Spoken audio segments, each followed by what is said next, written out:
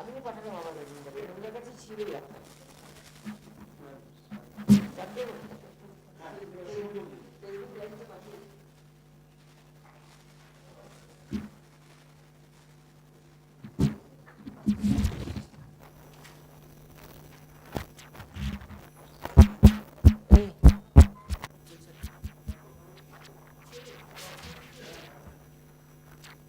Good afternoon, everybody.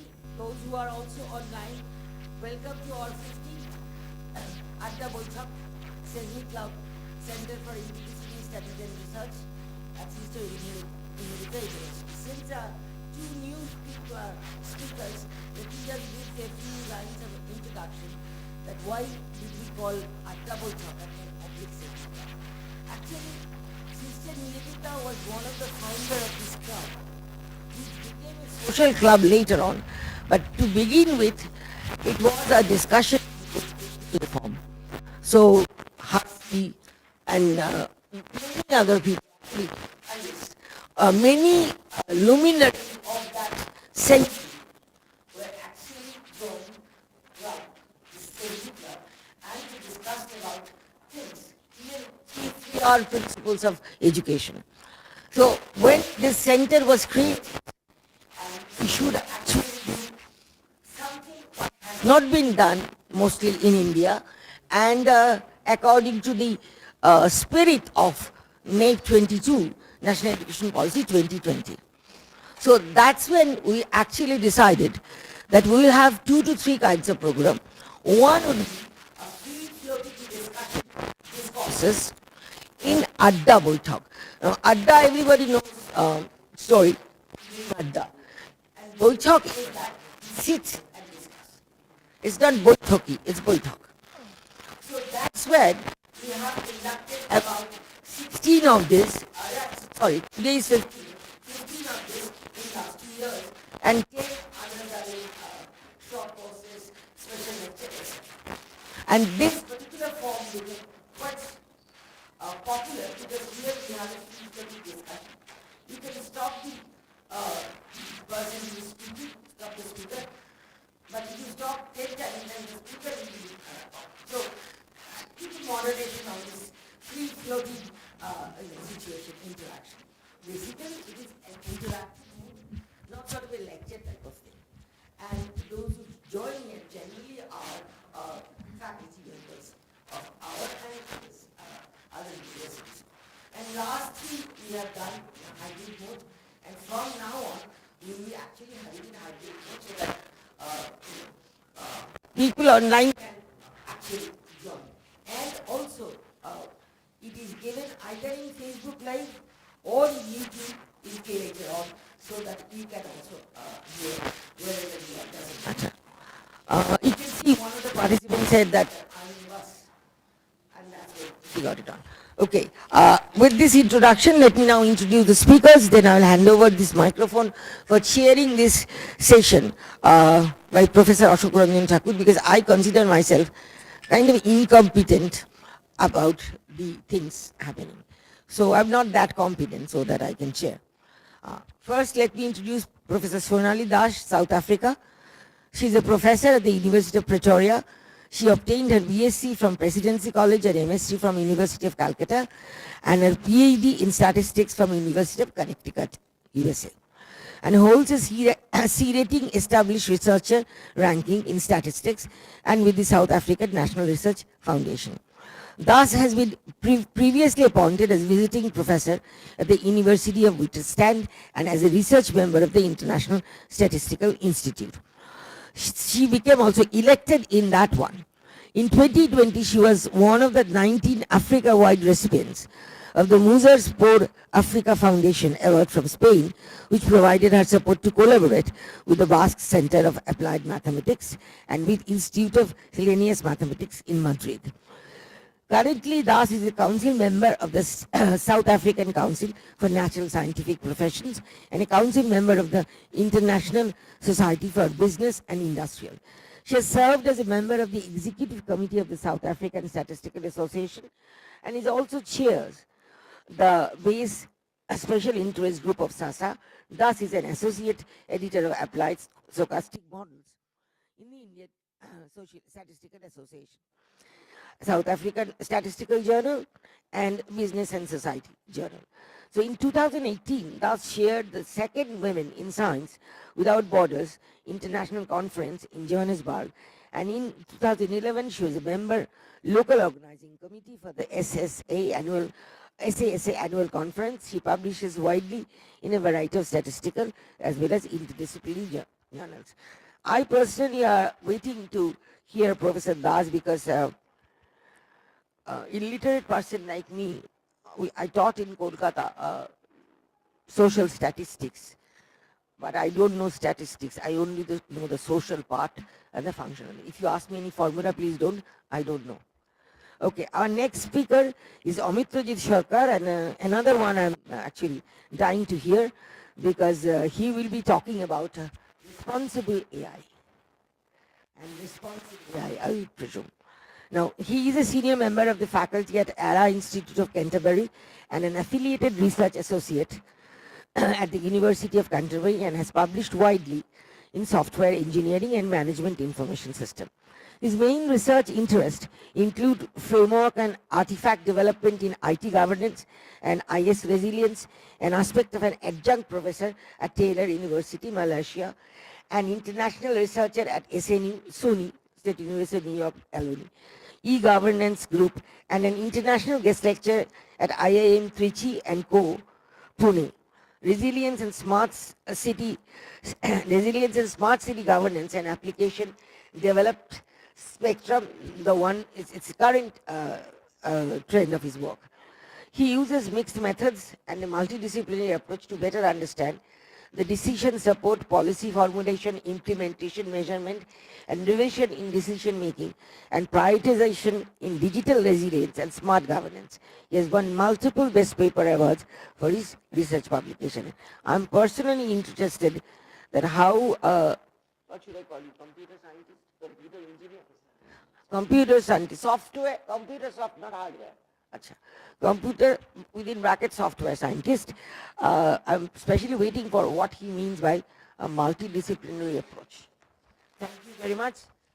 Statistics goes first, but it came in the world first and then computer. That is my logic. That's all. Thank you very much. And pleasure to come here. I think something that I just want to say to Chandni, thank you very much for accepting my reach out or outreach or whatever you may call it. But I want to say something that Chandni doesn't know how I found Chandni. She thinks it's social media, but it's a little more than that. A while ago, we both were part of a very big, she doesn't know that I was, but I know she was part of. Chandni, just a minute. অরুণদা clean করাও, এইটা না দেখলে আমরা বুঝতে পারবো না কাকে ক্লিন করাতে হবে। এটা কিরকম করলে কি করে হবে? এটা পাশে দেখান। অরুণদা লিখছেন, please let us in.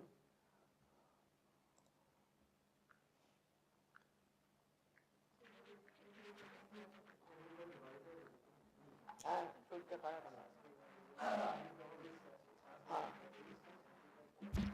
And then maybe make it slightly bigger and maybe make this way.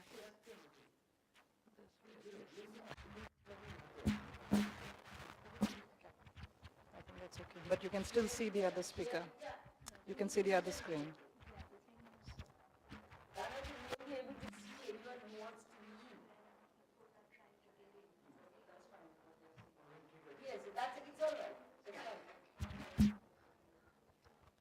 But otherwise, we won't be able to hear these people or see. Please continue. Sorry for the interruption. It's not mine, it's the technology's fault. Go ahead.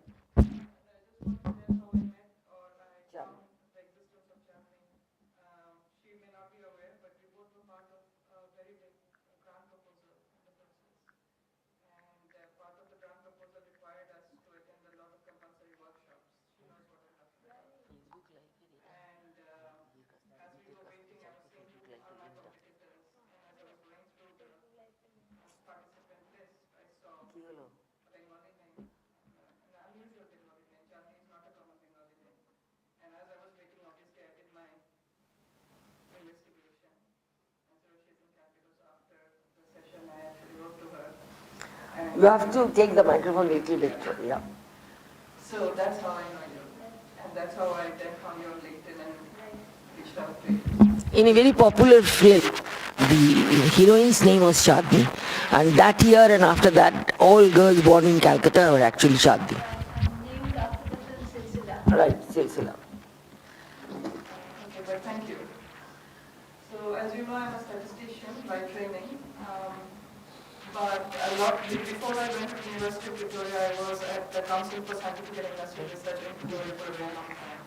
And it required me to work in problem solving rather than disciplinary projects. So it was always a multidisciplinary project where somebody was leading some question. And I'm going to take you, I can only take you through what I do, but I will try my best to relate it with why I believe it is part of the big social problem competition. Okay, so this is basically what I told you, that increasingly I'm going more towards trying to formulate questions rather than answer them. And at the end of each question, trying to ask myself, who cares and so what, basically. So if I can't convince myself with those two, I am not convinced that the world will be convinced.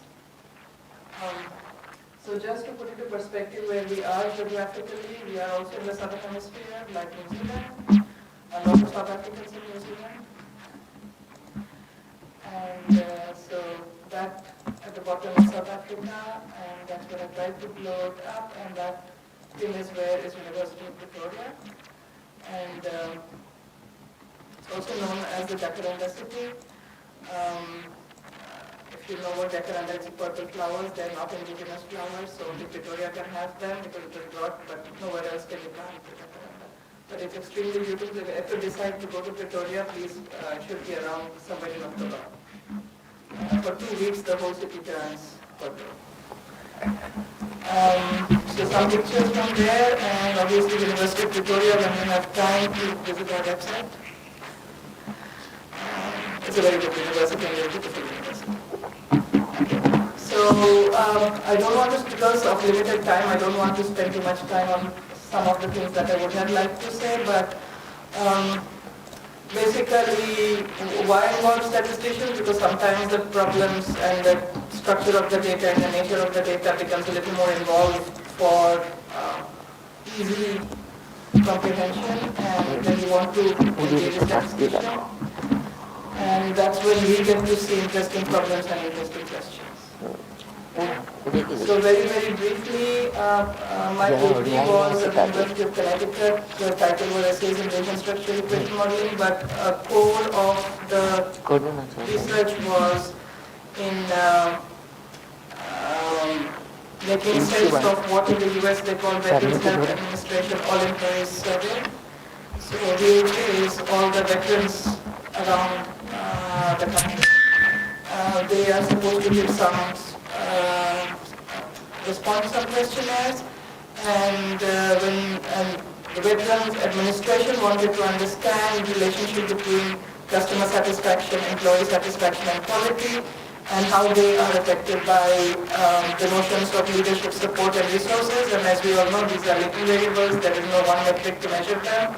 So it was long sets of questionnaires where, say, a group of questions were set to capture leadership qualities or support qualities or resources qualities. But there was a lot of missing data, and a lot of my work was at that time related to missing data, because if you, and I'm trying my best to relate it to social sciences.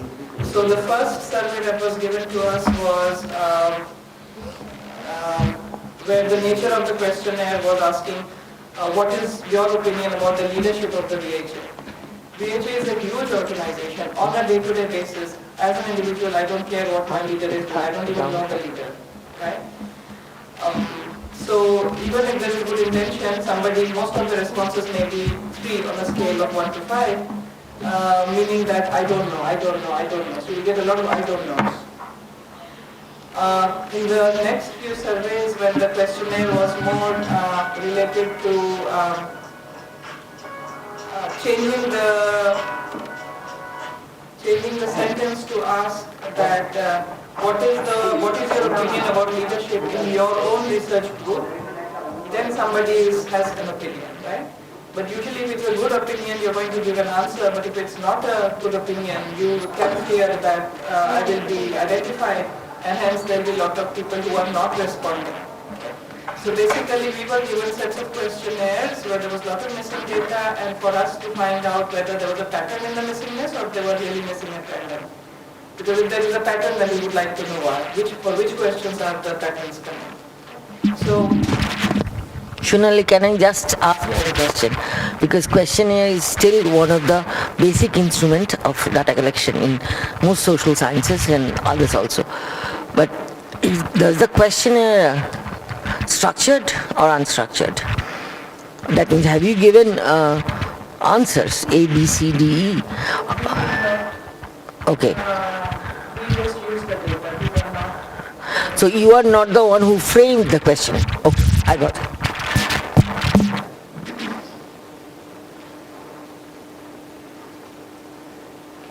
So obviously from the PhD work, I did publish papers, but I'm not going to take you through. This is historical work. But at that time I did move to South Africa, and that's the time when I got introduced to climate research, which was not something that I was exposed to before. And also at that time we were getting exposed to the phrase of decision science, not data science. And there was a lot of things that was happening, climate change, climate risk, decision science, and many other things. And without taking you too much into the details, I was new to South Africa at that time, and I really did not know what was the history or geography or threats or climate risks or issues at that time. But I was thrown into a project right after I joined CSIR. But it was a great opportunity to work with experts and also know, the climate risk aspects of what the country was facing. And it was a very deep dive into the problem, including as in wildfires, something not my area, but we did work into wildfires, studying the return periods of wildfires, trying to use, say, survival models that we use in medicine for wildfires. So it was quite exciting to work in those interdisciplinary projects. And obviously each of these have social sciences problems. Wildfire can be affecting lives and livelihoods. We don't know whether these wildfires are more prone to more vulnerable communities or otherwise. And the Benguela upwelling is basically an ocean upwelling, and depending on what may or may not be happening, it affects the fisheries. And the fishing community around it can lose a whole year's income if some conditions are not ideal. Sea level rise obviously affects built environment and livelihoods around the coast. I will not go into the other two because we did not do too much around those last two points.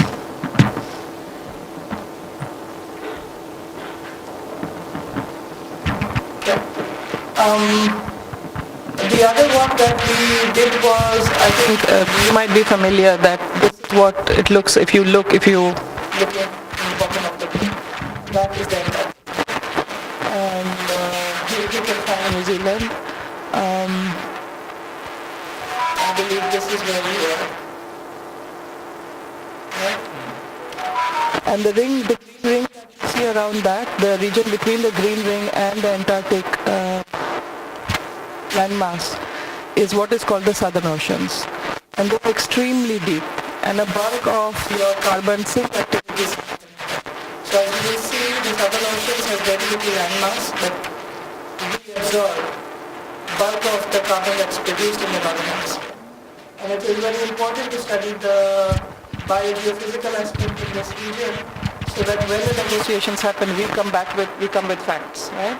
So a lot of our, and just if you can just focus on the yellow, is basically why it is important is that through our understanding of global warming and climate change, that is initially largely studying terrestrial carbon dynamics, now it is very important to involve the role of oceans, particularly southern oceans.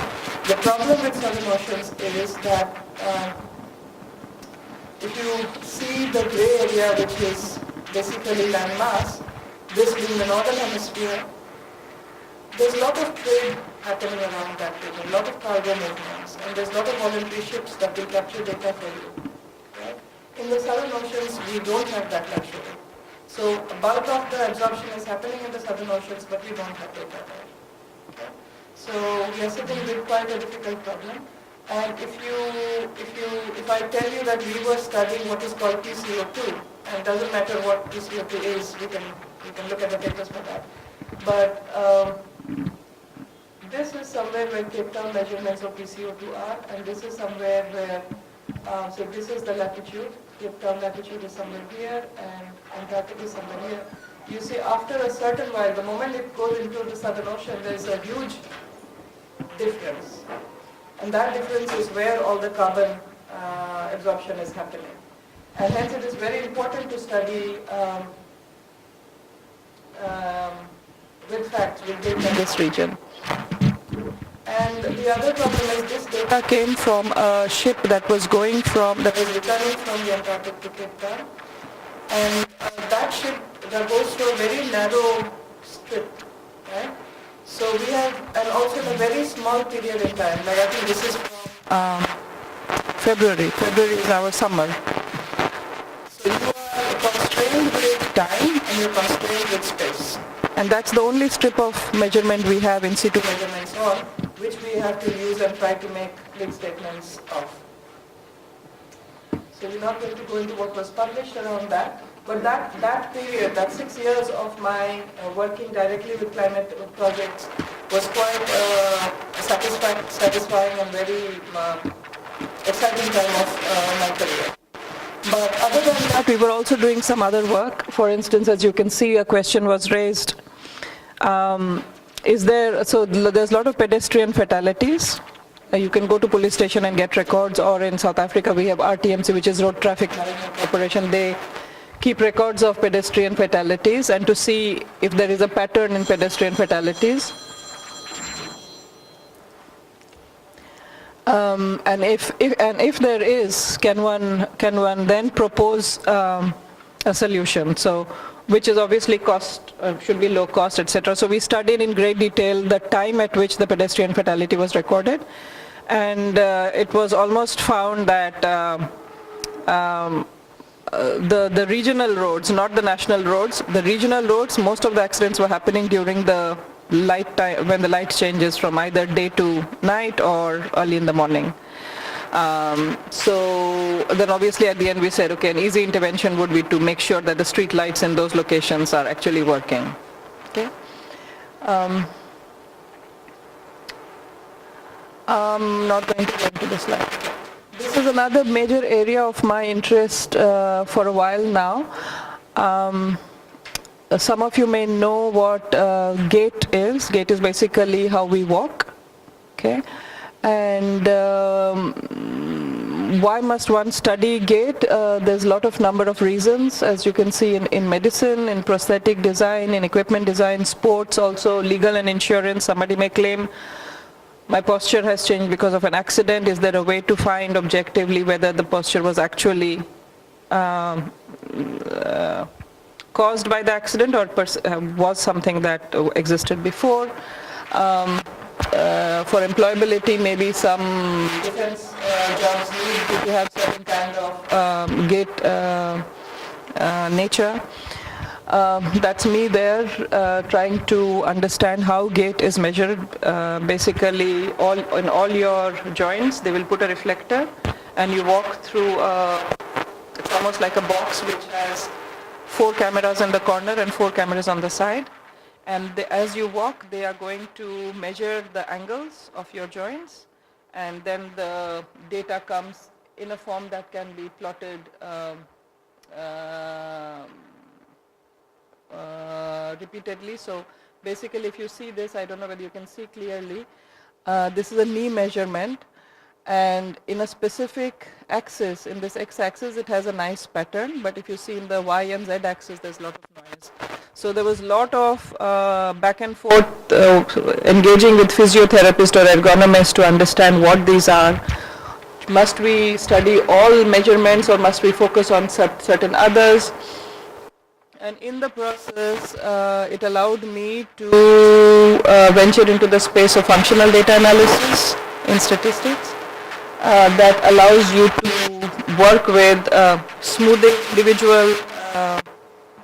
So basically, when you walk, your one step is split into 100 sub-location points, and each of the 100 you get the angle. Okay, so your one step you can have 100 angle point measurements, and in functional data you can smooth that and forget about the 100 individual points and then work with just the curves. So the data is quite complicated. Obviously, a part of it is anthropometric data and a part of it is angular data.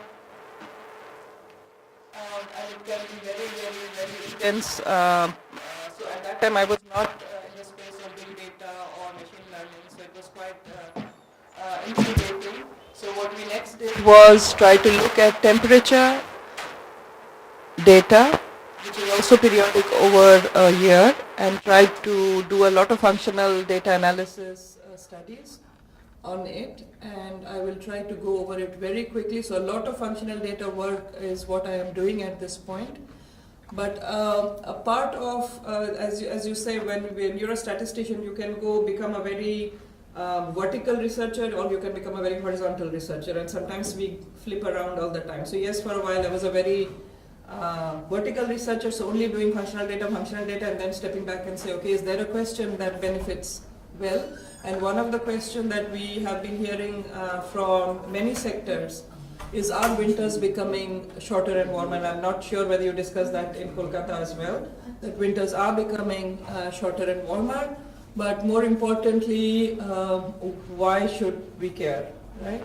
Yes, we should care because if there is an early onset of spring, there is a lot of vegetation that is in the following year is ready to burn, and if a wildfire happens, it can become really severe.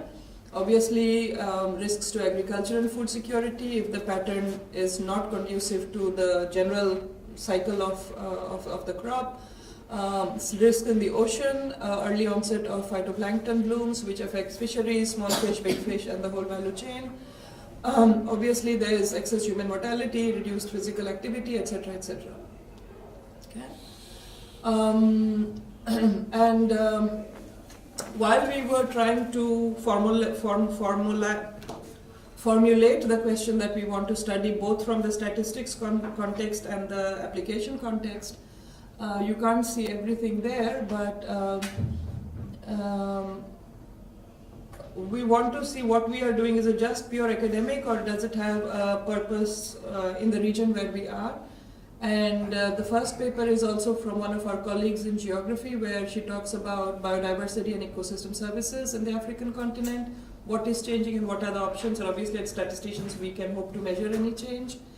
And at the same time, there's a lot of data, right? And if you see the title of the second paper, it's saying drowning in data, thirsty for information. So there is abundance of information lately, but are we really wiser, right? So somewhere in between we have to find our space.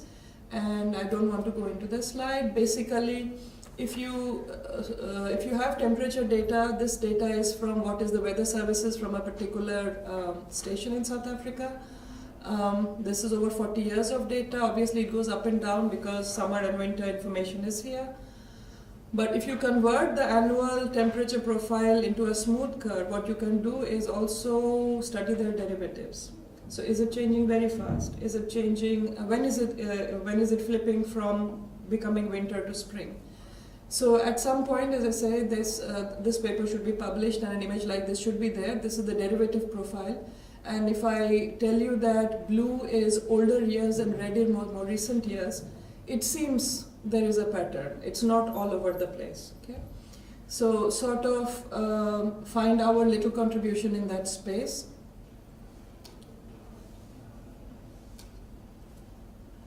I'm not going to, because we have a tool, we try to do as much as possible with functional data. So this is another work that we did very recently. But most of our, even in any social sciences, is affected by climate, is affected by daily weather or annual weather. And if you ask any weather service of data, they will give you usually temperature, rainfall, relative humidity, wind direction, and wind speed, right? For me, we thought that it was very interesting to study wind data, because I have never worked with circular data. And why must I do it? I should try to motivate my application social sciences interest. We do know that wind can cause damage to both natural and built environment. Obviously, and the consequences of that is lives and livelihood. If a bridge breaks down and that is the only way somebody can go from their home to their workplace, then that whole cycle of the economy and livelihood gets affected. So yes, there is a reason. Also, if you want to look into the renewable energy space, if we know, so what I'm telling you now is more the direction of wind speed, high speed winds. Wind is something that is around us all the time, and that's not a problem. It is only high wind speed that's a problem. Okay, so we are only interested to study high speed winds, and if we are able to advise, say,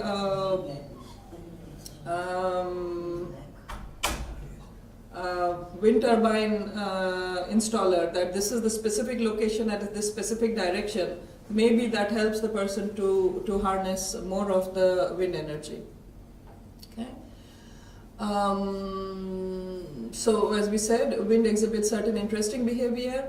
For small, so if you have small gentle wind, generally the direction is not any specific.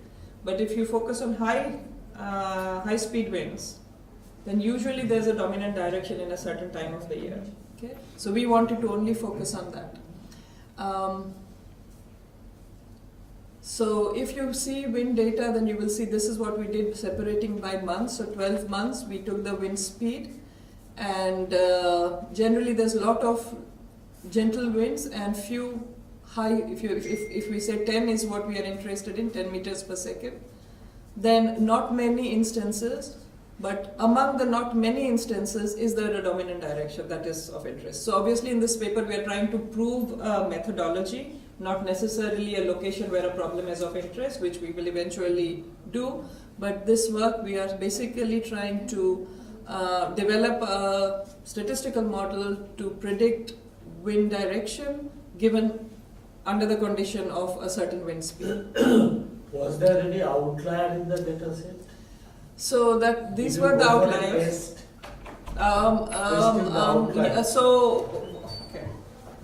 So statistical outlier is not interesting for us in this problem. We wanted to do what is a practical outlier, right? So there is something called I have forgotten the name of the. So it's a certain scale that people in the sea use. That after a certain cutoff, the conditions are such that it causes damage. So we could have done so yes. So short answer yes, but we did not use it in the paper. Why? Because if you take top 5%, this is I think 5 minutes data. Even the top 5% has a huge amount of data, and that is again scattered all around. But what is the nature of dispersion in the data? These are the box plots. Yeah, these are the box plots per month. These are box plots, I understand. Yes. But what has been the dispersion in the data set? You want to see the exact Standard deviation. I will send you the paper as soon as it's got all the data. What is there? Answer. Yes. So again, that is not interesting because we want to focus on that wind that can actually cause damage. Okay. So. Small question. How did your result reflect in the migratory patterns of the seabirds? That's paper 3. Actually, I had a very similar question. So that we don't know. No, not that, because I work with the sharks there. I work with the great white sharks there, and for the last 4 years. In South Africa. Yeah, because I'm a human shark researcher, so I have I work globally. But these are terrestrial winds. No, not just the wind, because I'm sorry I attended late, but I think you started off with the marine stuff, right? So have you seen any drastic change in the last 4 years of? No, not my area. Oh, all right. Not my area. No, but even in the winds, have you, like the entire climate change fiasco that's happening, have you seen in the last 4 year any particular, 4 to 5 year, any particular trend? So anything? Because what's happening is for the last 4 to 5 years. We are the hottest year again. So every year is the hottest year ever for the last 4 years. Is it so? So as we have been observing, yes. Yeah, because what's happening is. But it is not so easy to say yes and no. Of course. Because then there's a lot of that La Nina issues and El Nino issues. And then 4 years is too short to say, but yes, we are becoming drier. Where we come in Pretoria, it's becoming very dry. Rains are coming much later this year. I think it was late by 4 weeks. So what's happening the last 4 years, the cage diving industry, white shark cage diving industry that's been located in South Africa and these regions, for the last 4.5 years, there are no white sharks there. So the entire industry is collapsing, and so everyone is worrying where are these major predators in the region.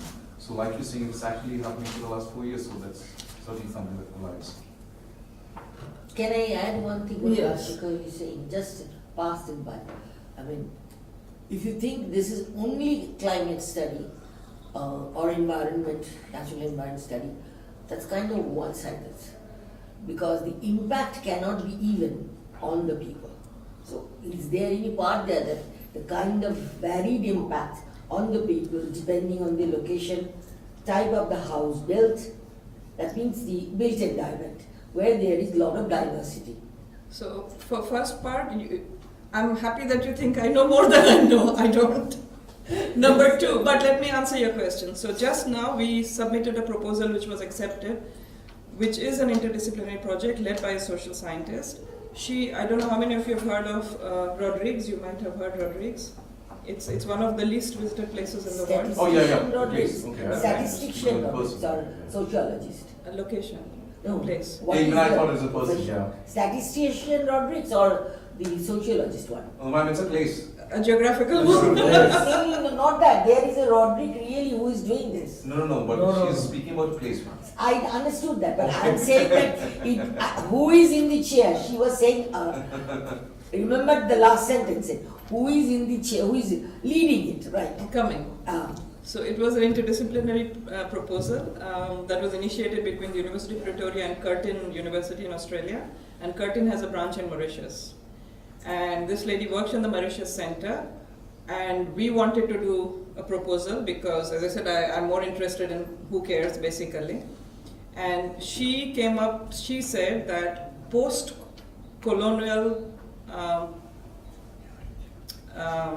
Period.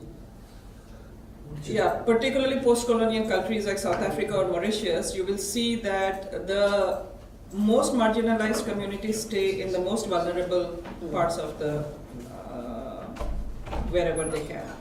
And these are the places that repeatedly get most hit by, say, cyclones in Mauritius, or in our case it could be fire, it could be flooding, okay? And the government does nothing, of course, because they are incompetent and they also don't care, and they don't know. And they don't engage with social scientists or any scientists, right? So she wants to study how climate change affects the most vulnerable communities in Rodrigues, where nobody visits. They are left on their own. They are, I think Rodrigues is an autonomous entity of Mauritius. So they have, and their economy is very fragile. Their fishing industry, so a cyclone comes, everything is lost. Livelihoods is lost, the location where the house is lost, everything. My earlier question. Yeah. So, yes, we are trying to do something with them to understand what does the government discuss when they want to allocate money, if at all, from the social sciences aspect, and from me and another statistician in Australia who does work in landslides, and I do work in wind. We want to see, just if you look at the data in that region, how often are these typhoons or whatever, cyclones or whatever, coming increasingly in certain locations, so that we can tell the policymakers move them permanently to another place, because they will never change their lives. Okay? So the school closes, there's no hospital, nothing. So at the end of the year, we can tell you a little more what we found. I'm not sure what the question was. Is this the risk part? Because your abstract was telling something about the risk. These are the risk parts. That is exactly why I asked statisticians. Risk is a very, it's very difficult to understand risk in a specific domain. For instance, if you ask wildfire people what is the risk, the first obviously is we shouldn't have fire. Some people will say we should have fire. That's the natural generation process of certain vegetation in that region. But at what time does it become out of control? At what time is it starting affecting, say, the homes around that location? What time does it start affecting, say, the cattle farms around that locations, right? So yes, there is a balance, and they have started what it's called controlled burning, right? Just around summer, before it's really hot, because all that wildfire needs is a cigarette thrown, right? Almost 9 out of 10 fires are because of a cigarette thrown. So that is well known. So that's not natural. That's not natural. However, we can reduce the fuel availability for that fire to burn.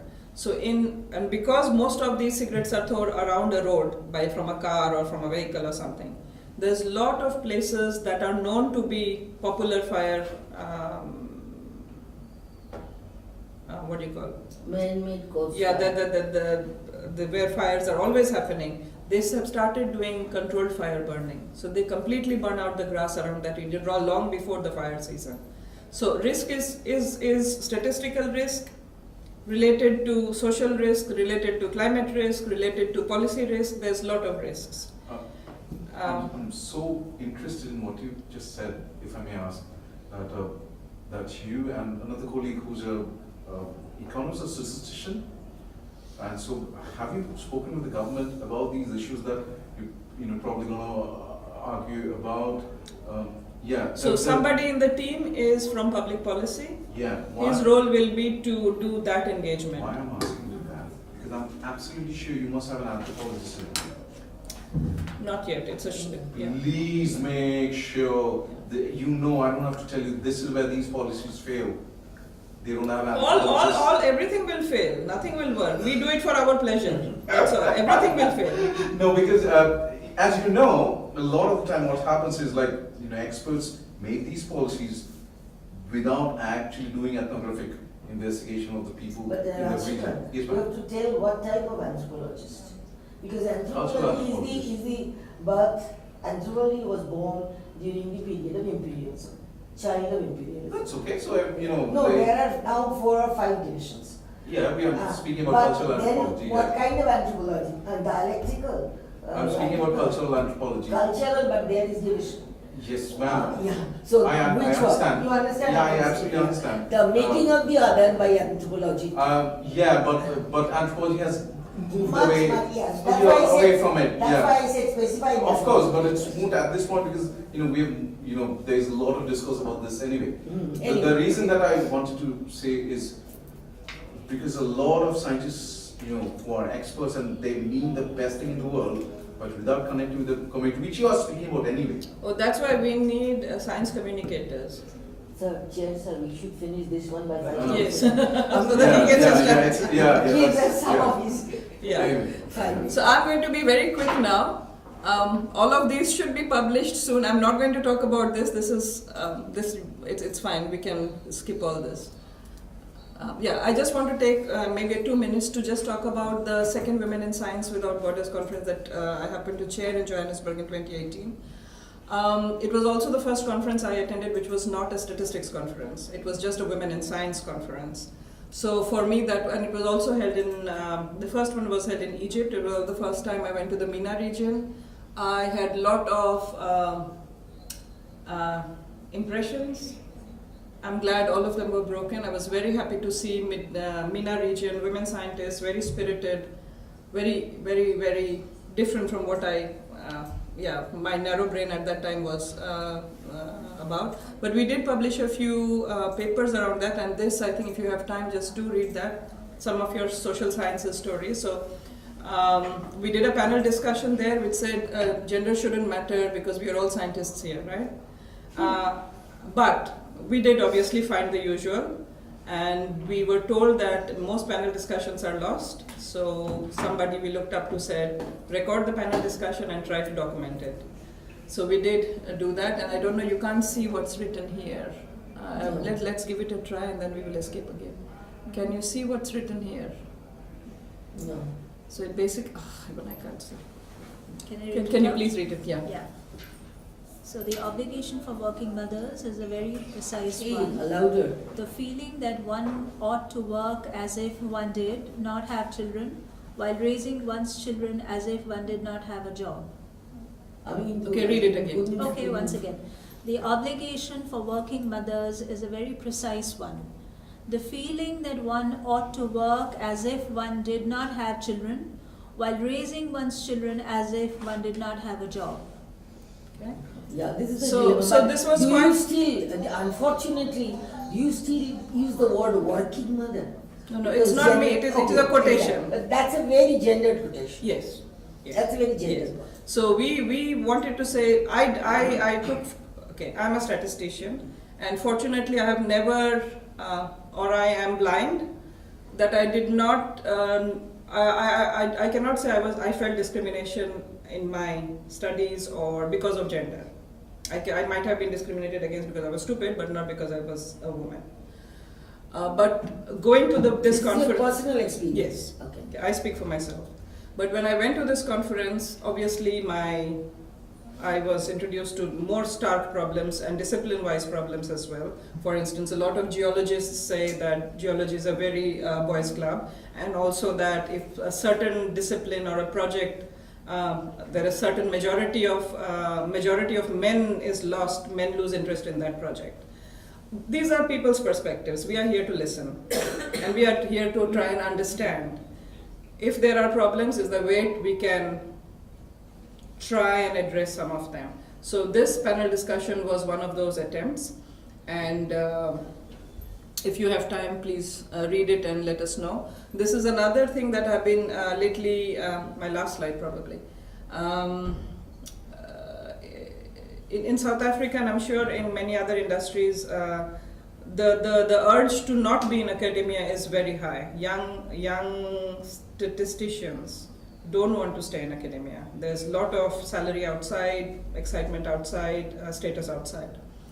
But what happens is, if there is few, they are burdened with extreme amount of teaching, supervision, while also under the pressure that they have to do research and publish for career growth, right? So it's not ideal.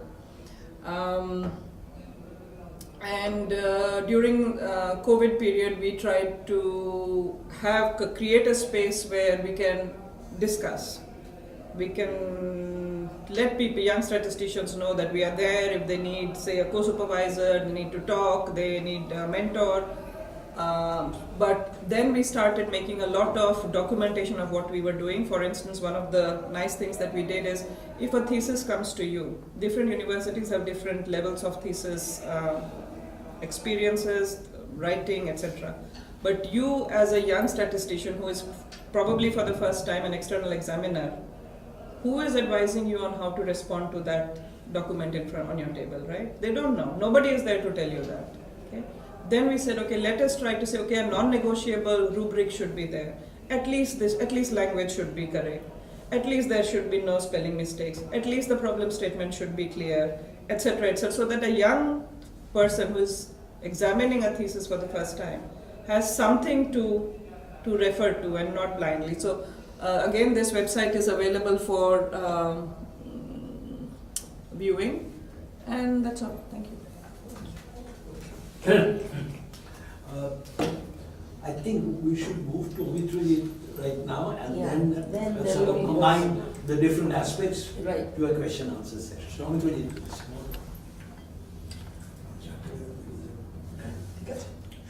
Should we like to go? Chandi, if you please share the slides, then this is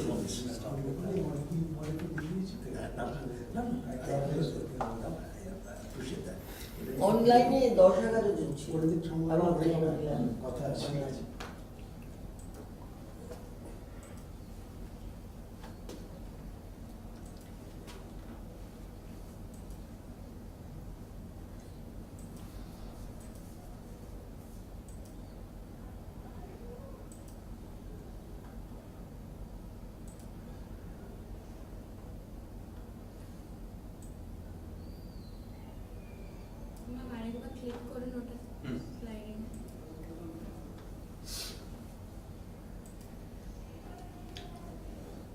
Wonderful. Thank you, everyone, for having me here. The topic that I want to talk about is the responsible use of AI. And I've been asked to sort of make it as integrated as possible with the topics of social science and social study. So what I've decided is that because my previous speaker was talking about statistics, this is also kind of a statistical journey we want to talk about. It is statistical physics.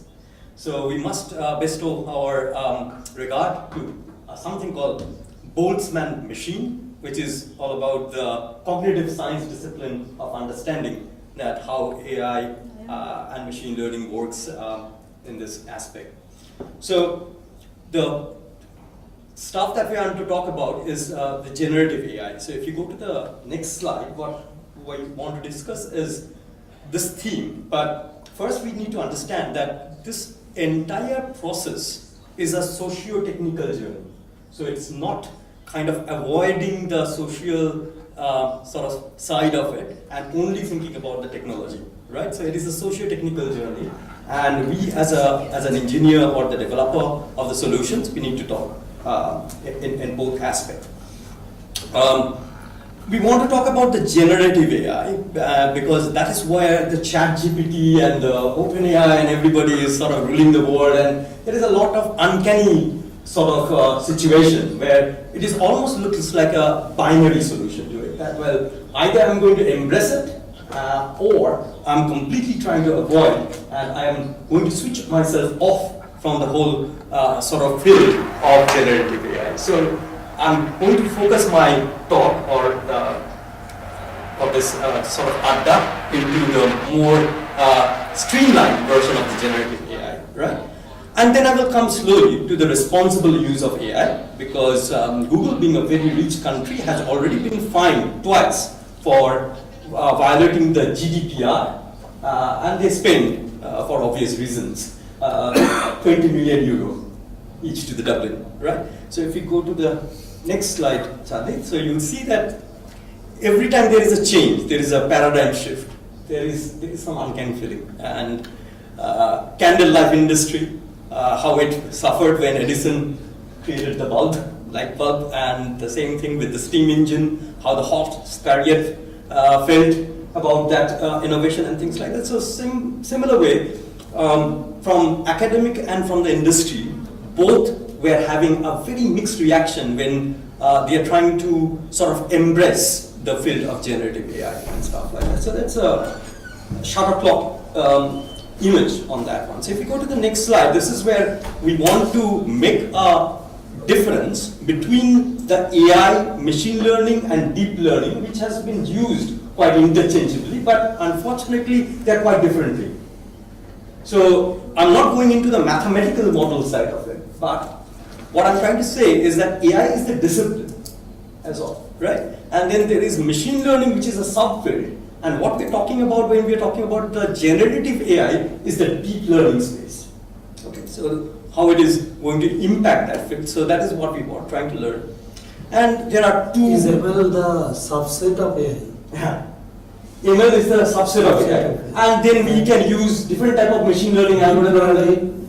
Deep learning is where we are saying that we are training the model in such a way that now we are capable to generate. Because prior to that, there was a very big industry on predictive thing. So can we predict? Like so if you think about like what we have done very recently with Mitsubishi and Bosch, their whole objective was to find out when this machine is going to fail.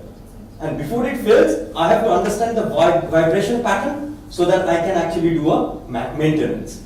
Because otherwise, it is all evened out with AMC, annual maintenance contract. That means as if the machine is going to fail only once in the year and things like that. So we are trying to understand the noise, the vibration, the temperature, and we want to triangulate it and to understand that how it is going. And can we think of in this way that you correctly pointed out, AI is a discipline. Correct.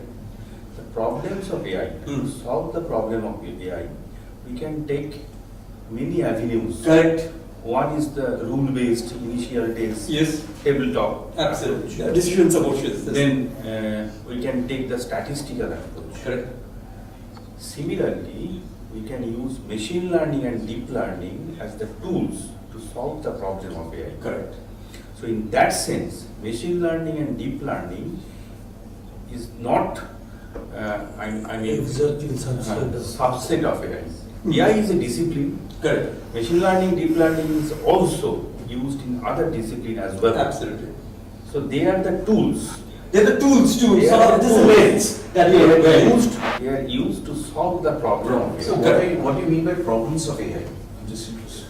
Say for example, if I want to develop certain artificial intelligence programs to generate some of the voice of well-known person, this is a problem. To solve this problem, we can use tools of machine learning, deep learning like that. So coming to this one, I'll just take that example and just will say that, well, how sociology comes into this aspect that, well, so smart city problems are there and people are getting a lot of grant to solve those smart city problems. What we are seeing is that there are a lot of big companies who are actually manufactured or created some of the software or hardwares or solutions. They're going and approaching the smart cities and they are reinventing or reverse engineering a problem. As if that the problem is not solved from the bottom up, but it is actually, it's a trickle down effect, where it is saying that I already have a smart camera. How can I use it? So the problem that they are defining is that, well, there is a safety issue. So that's why we are using that smart camera to solve that problem and things like that. So here, you can solve that thing in a different way as well. You can have a computer vision algorithms to understand that, well, this is the track or this is the lanes I'm going to take. You do not have to use always the sensors and stuff like that. So unsupervised and supervised are the two kind of machine learning models that comes. Next one is on the Boltzmann machine. I already paid my tribute to the Boltzmann machine because this is now going to be popular. So if you go to the next slide, Chatni, you will see that this is now again sort of floated and popularized by Geoffrey Hinton, who got the Nobel Prize, obviously. So it has been asked that why a computer scientist is getting a Nobel Prize for physics, because it's all about the cognitive learning mechanism that he has developed and made sort of application of that one. So if you come to the next one, so this is just a sort of very sort of generalist kind of difference that we're talking about. That supervised learning implies that the data is already labeled, right? And that is something that the computer science industry is facing at the moment. That, say for example, a project that we have done in Australia is there are remote locations and there could be an electrical fault. Now, when you're sending a technician to that remote location, you really want to make sure that the technician got everything that they need to solve that problem. So already the supervised algorithms, what they have done is that they have denoted and labeled and kind of articulated that what can trigger to what type of fault and what tools are required to solve this problem. So that is a very much like a supervised learning mechanism. If you want a more generalist approach to that, you will see that every time a machine is asking you to prove that you are a human, not a machine, what you do is a captcha. So the captcha is basically you are training the machine that whether this is a sidewalk or this is a cycle or something like that. So that is one of the examples of labeled supervised algorithm. But what happens when something is unsupervised? Right? So unsupervised problems are about looking at the raw data set, and that could be structured or unstructured data, it could be a video, and you are trying to make sense out of it by using different learning techniques and things like that. So the next slide from there, what we will be saying that, okay, these are the mechanisms. Now, one is a classification algorithm. So why we are going to predict something. But that was the old way of sort of using the deep learning models and tools. And now we are looking into the generative AI, is that can I predict the next word? Can I write a sentence? Can I create a paragraph? Can I create some content out of it? Then can I create a new music? Or can I create some images? So if you look into the next part of that. It is where I think that it is the next natural language model or NLP, natural language programming, that comes into action. So if you go to the next slide, you will see that we are talking about again some of the labeled, unlabeled prompt, and prompt engineering is becoming kind of a natural way of asking the question to the system, and the system is responding it back. Okay, and it is already creating some disruption. So the main socio part of the disruption is that is it going to take away work, and it is going to take away work. And that is completely something that is going to be inevitable. I mean, But what it they- will take away the work. It will take away the work, but it will not take away the creative or the thinking ability. It will definitely take away the work which is repetitive in nature. Repetitive. Very much so, the outsourcing market will be completely changed. Even when you're, say for example, you are creating the software, you are holding the intellectual property, you are only outsourcing the testing work to some of the subcontinents to do so in a very cheap way. Those things will be taken away quite fast. Can I ask this complicated? Absolutely. No answers guaranteed, No, but questions answers are are never guaranteed and should not be also. The point is that somebody studied, let's say, educational opportunities available to Indians for a time period of, let's say, 2000 to 2005. Now, the data the person got, or a group got from all over India, what could AI make it? Now, that's a huge database, big data. So, what could now AI do? Does AI know what to do, or the researcher will tell AI, this is what I want? That's the first question. wonderful question. Yeah, but I think it's an excellent question because I probably know the answer. Okay, go ahead, give me the answer, because that's what we do, and then we get a sort of stuck. So what I was trying to explain up to this point is that it is all model based. That means it is predefined algorithms. So a human or a set of humans belonging to an organization, following the organization's vision and creating the algorithm. And that is where the biases and the hallucinations will come in, right? How a Russian company will be manufacturing those algorithms will be completely different from a company which is based in Luxembourg. Okay. Would be completely different from a company which is based in, or a startup based in So social Bangalore. factors over-determine. Absolutely. So the biases would be injected. Say for example, my work with Google at Sydney was that we were trying to find out that what are the biases, and they call it unconscious biases. So the biases was that you must be aware of something called Google Doodle, and it is very location specific, and when you run the statistical analysis, you will see that there is hardly any woman getting represented in the Google Doodle. And they framed it, they labeled it as a problem, that it is an unconscious bias, but it cannot be unconscious because the programmers have written the algorithm to do it. But they are obviously like a good company. They said, okay, the blame is on us. So they now rectified it. They now changed it. That's where you will see Madame Curie to Steffi Graf, everybody else is appearing, and that is how it is getting localized and things like that. I haven't seen Matongini Hajra, but obviously it is coming on that way, right? So that is where you are talking about hallucination, biases, and blaming the software is not the responsible way of doing it. Because the biases and the hallucinations are created by the creator of that software. So we have to take that responsibility. I have this question which I've been wondering, from the inception of the modern stage of AI, and which you touched upon just now. How are AI scientists defining consciousness?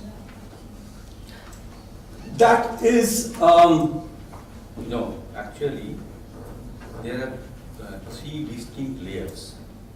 One is the cognitive aspect, the other one is the modeling aspect, and then data collection aspect. Other one is? Data Data collection. collection. No, the second one. No, the second one. modeling. Modeling. How you? Already established model is If based you on that? What sir is telling, that there are two approaches. One is supervised, the other one is unsupervised. Please use the microphone. Can't hear. Please use the microphone. এটা on Hello. নিচে Oh. green button is on, yeah. Hello. Hello. Now, what sir was describing, that supervised, unsupervised, it is related to learning, which is the model for the AI. Perfectly supervised, unsupervised learning, it is very difficult to achieve. Say for example, if I give you, there lies your question. Suppose you visited a restaurant and you got tremendous headache.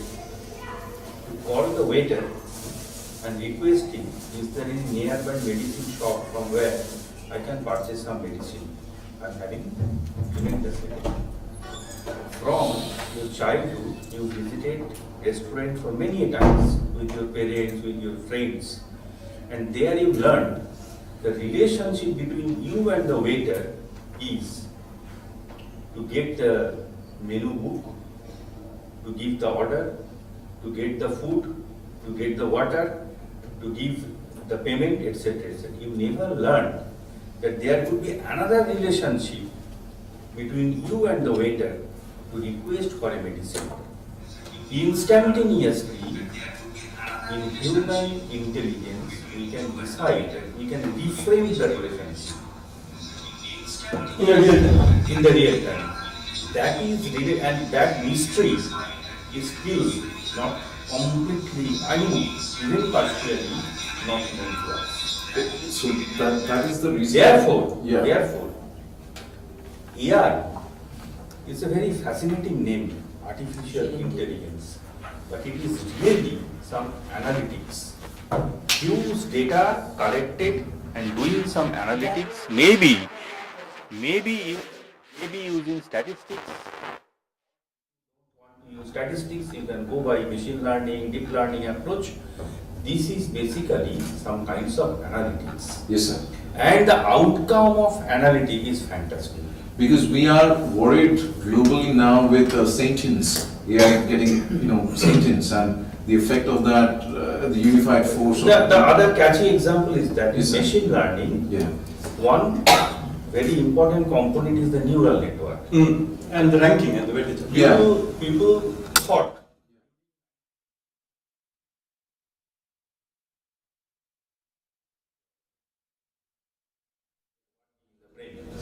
but actually it is not. Exactly.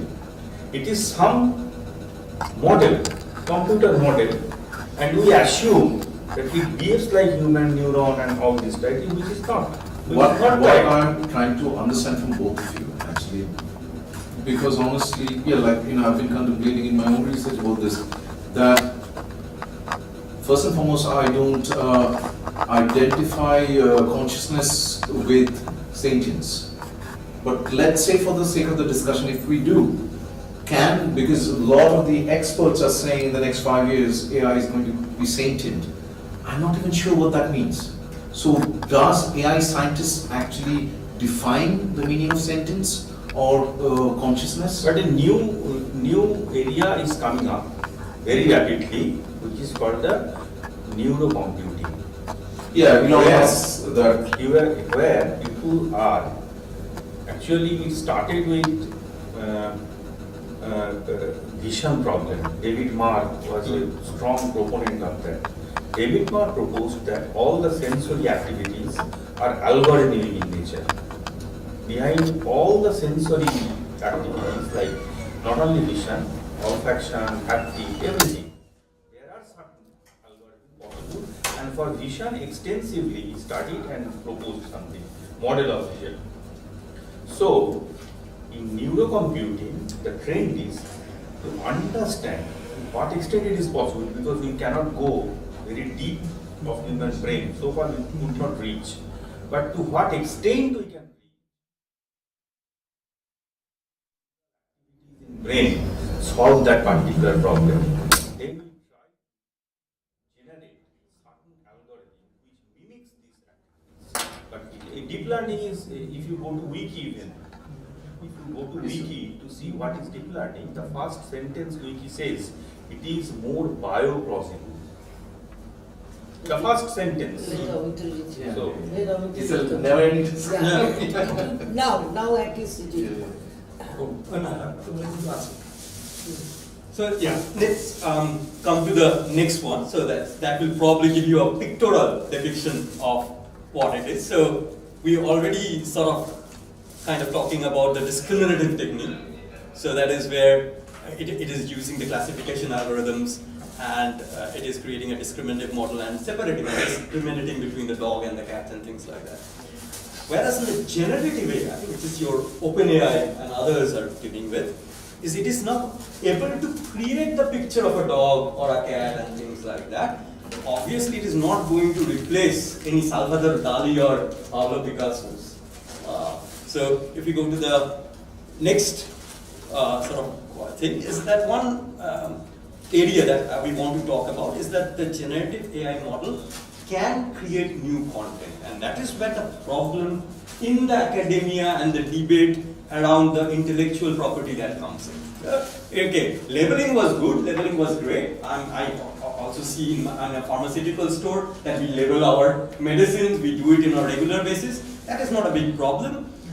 We label it in workshops, but when it comes to new content generation, who owns the intellectual property, how good it is, that becomes a sort of trivial problem, and I think it is a sociological problem. So here, when we talk about new content, that is where the biases and the hallucination bit comes in. So people or the students who are using this to create their essay or an assignment, they are not kind of prepared as a domain expert.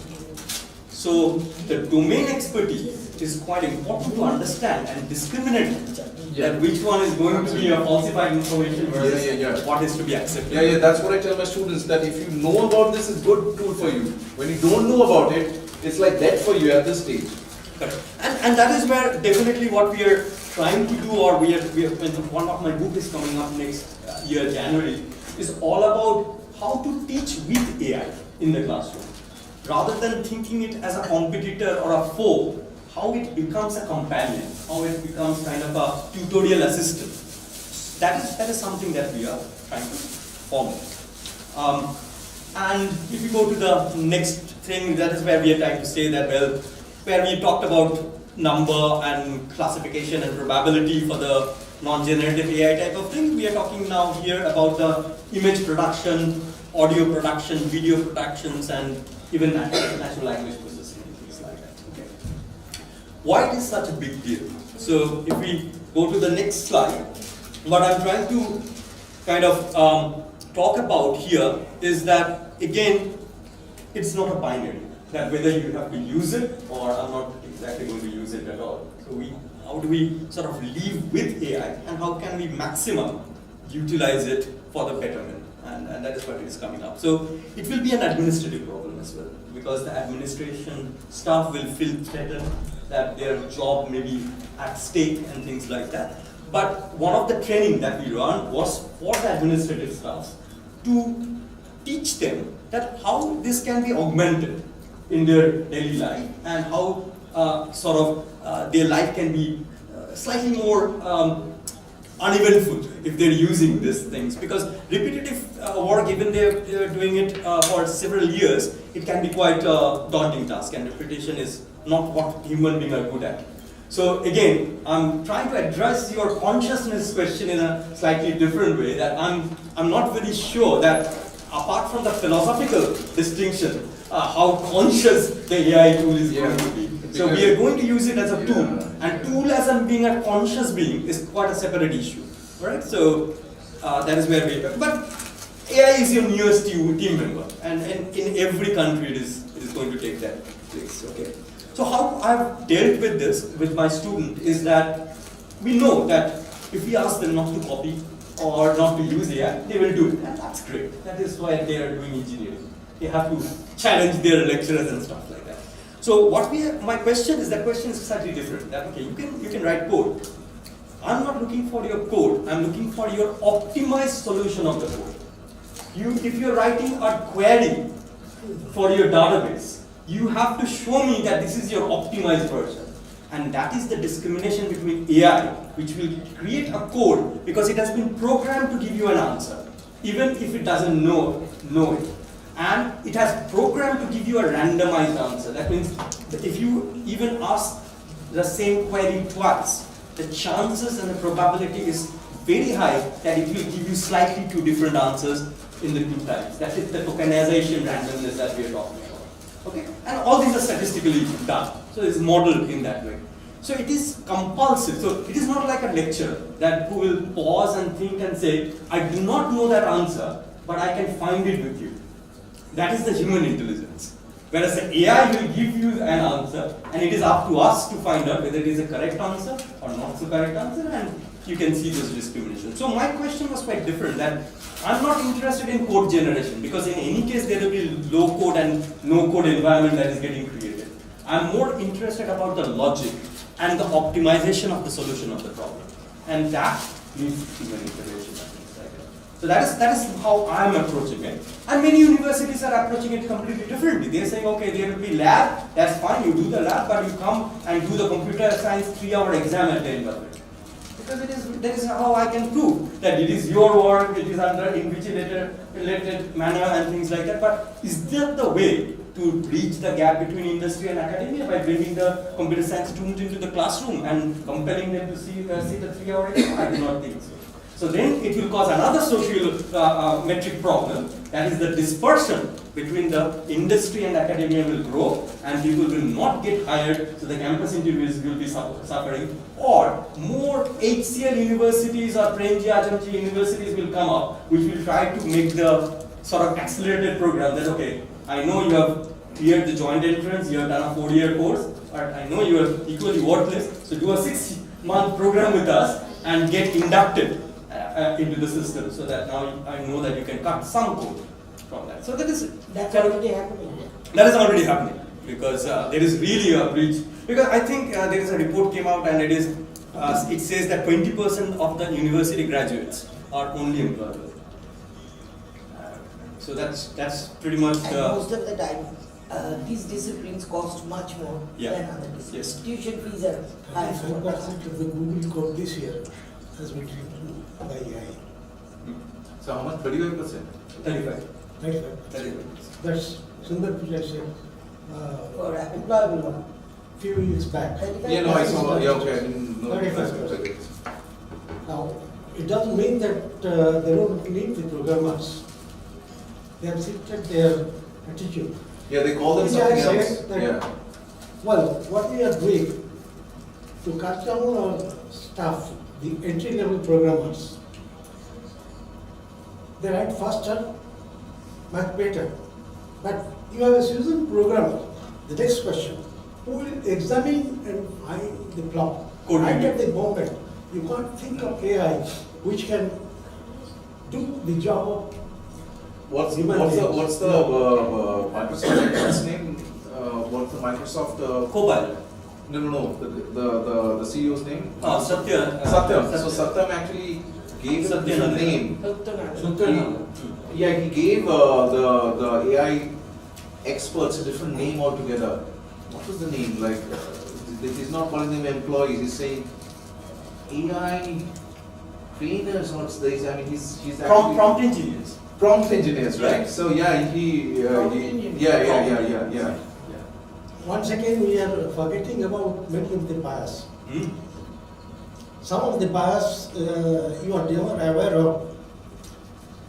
The most biased application today you use is camera, software camera. Sure. And there is almost worldwide debate on that. Because if you just go through cameras and their specs, you will find they are optimized to find a better picture for white people, not the black one. Why it's going to happen?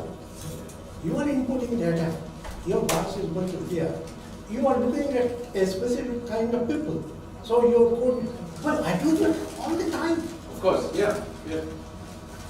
I write codes which will reflect me. Yeah. It's human. Yeah. That's Especially So the AI same is you, never right? going to be bias free. Of course not, but it's impossible, yeah, of course not.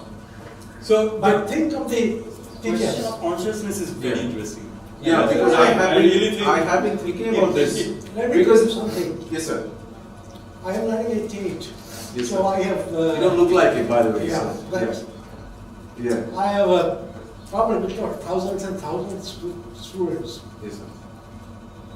So when I left university, I just used to ask this question to me. When a student asks me a question, how do I answer it?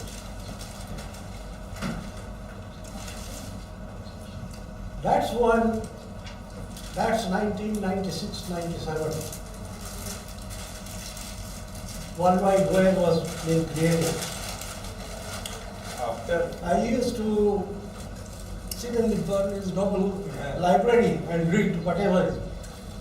At that point, my son was in Sun Microsystem. There were very brilliant chefs at Sun Microsystem at that point of time in Menlo Park. Well, some of you may not know why Java has a coffee cup. It's because in Menlo Park you have a very good coffee bar where you can find all the coffees, and that's the only company which is actually the top levels are not marketing people, they're technical people. They used to sit together, discuss this thing. So Java was actually created by drinking Java coffee. Okay, all right. I got it. So, you see, you think anything, our own bias will always be reflected. Of course. Yeah, yeah. Okay, let But- us continue. Many years back, the chairman of Techno India Group, it was probably 2000, not 2000, I think 1999 or 2000. He just requested, Professor Maji, could you do us a paper? We have young teachers. Will you just take that classes one? No topic. Just tell them how to be a good teacher. The first class, the first question I asked all of them, what you are not sure about that you know the answer to this question? Would you tell your students, I don't know? I do. I do. Well, so I will start with this condition. You are never going to be a good teacher unless you can admit that you don't know. Yeah, yeah, I do. In my whole life, I've found teachers will find out a way to answer the question. No, I do. It's anything like what you see in YouTube today. Yeah, yeah, yeah. I get what you're saying, sir. Yeah. Okay, let him continue. Yes, sir. So What you're saying, exactly that's the nature of the exponential curve. We learn for a long time, and then when you propagate, you actually escalate in that manner of exponential curves and things like that. Exactly, that's the, if you triangulate it or plot it or map it with Moore's law, there's nothing different from the Moore's law, what it has been predicted from the hardware side of the things as well. Exactly, that is what we're seeing. So the penetration will be there. And we really have to understand that it is going to be there, it is need to be embraced, it is there. So there is no point of what if or whether it will be. It is there, So- and now we have to be in that side of the table. So let us accept that it's nothing but a tool. It is nothing but a tool as we are kind of talking about. And then our engineering will be kind of, again, problem solving, and we will be using that tool in our favor. Or at least we will try to do so. But we have already invented another word, AGI. So we are pulling people all the time. Yeah, it's more marketing, I think, because otherwise in year 2000, there's a really big company who actually So rolled out a software package or operating system with 64,000 bucks. Because their technicians obviously said that we are not going to launch it. It was called Windows Millennium, if you forgot. Yeah. And they have to come out with a better version called Yeah. with the fixing those bugs. That is called Windows 2000. That is the only year where one time it was a marketing thing. That was Windows Millennium. Another application was there. And that is exactly what, if you go to the next one, this is what we are talking about. It is getting better.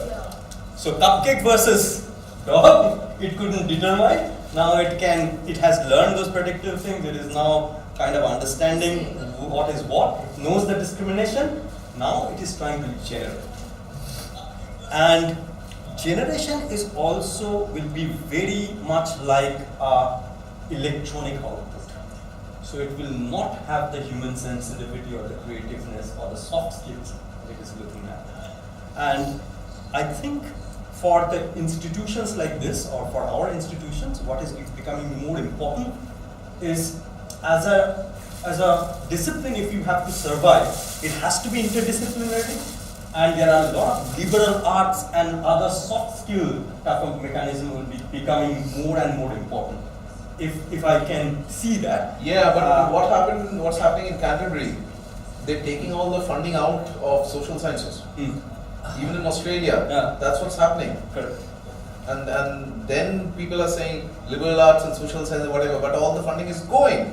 The last 7 years, I know for a fact, Canterbury has taken out, I'm not going to even mention the percentage, so much fund out of the social sciences. Yeah, we're completely admitting that one. But the thing is that the pressure from the computer science for other electrical engineering and other core engineering discipline, we are saying that this is what the industry is looking for, and really the soft skill and other things will become very important, because with writing only code, you will never get a job.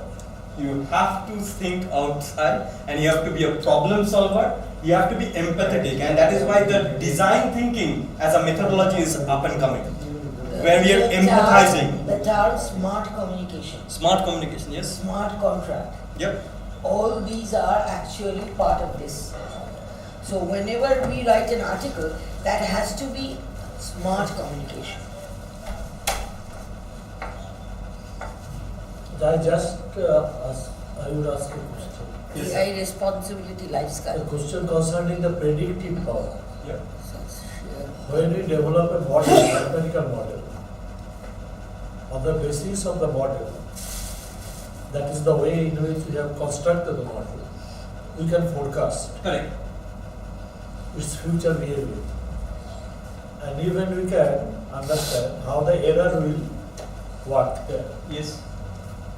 If we define an error level, say plus minus sigma, we can definitely tell you quite comfortably Will be likely. that this is the outcome which is reasonably reliable. This is called a rigor. This is putting rigor to the model. My question is, with respect to the AI, how powerful would be its predictive power?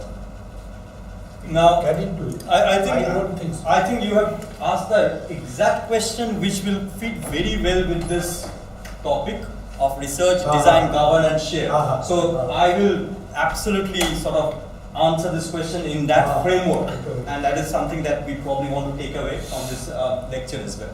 So sir, what you are saying is that if we ask a question to an OpenAI model, because we talked about modeling, right?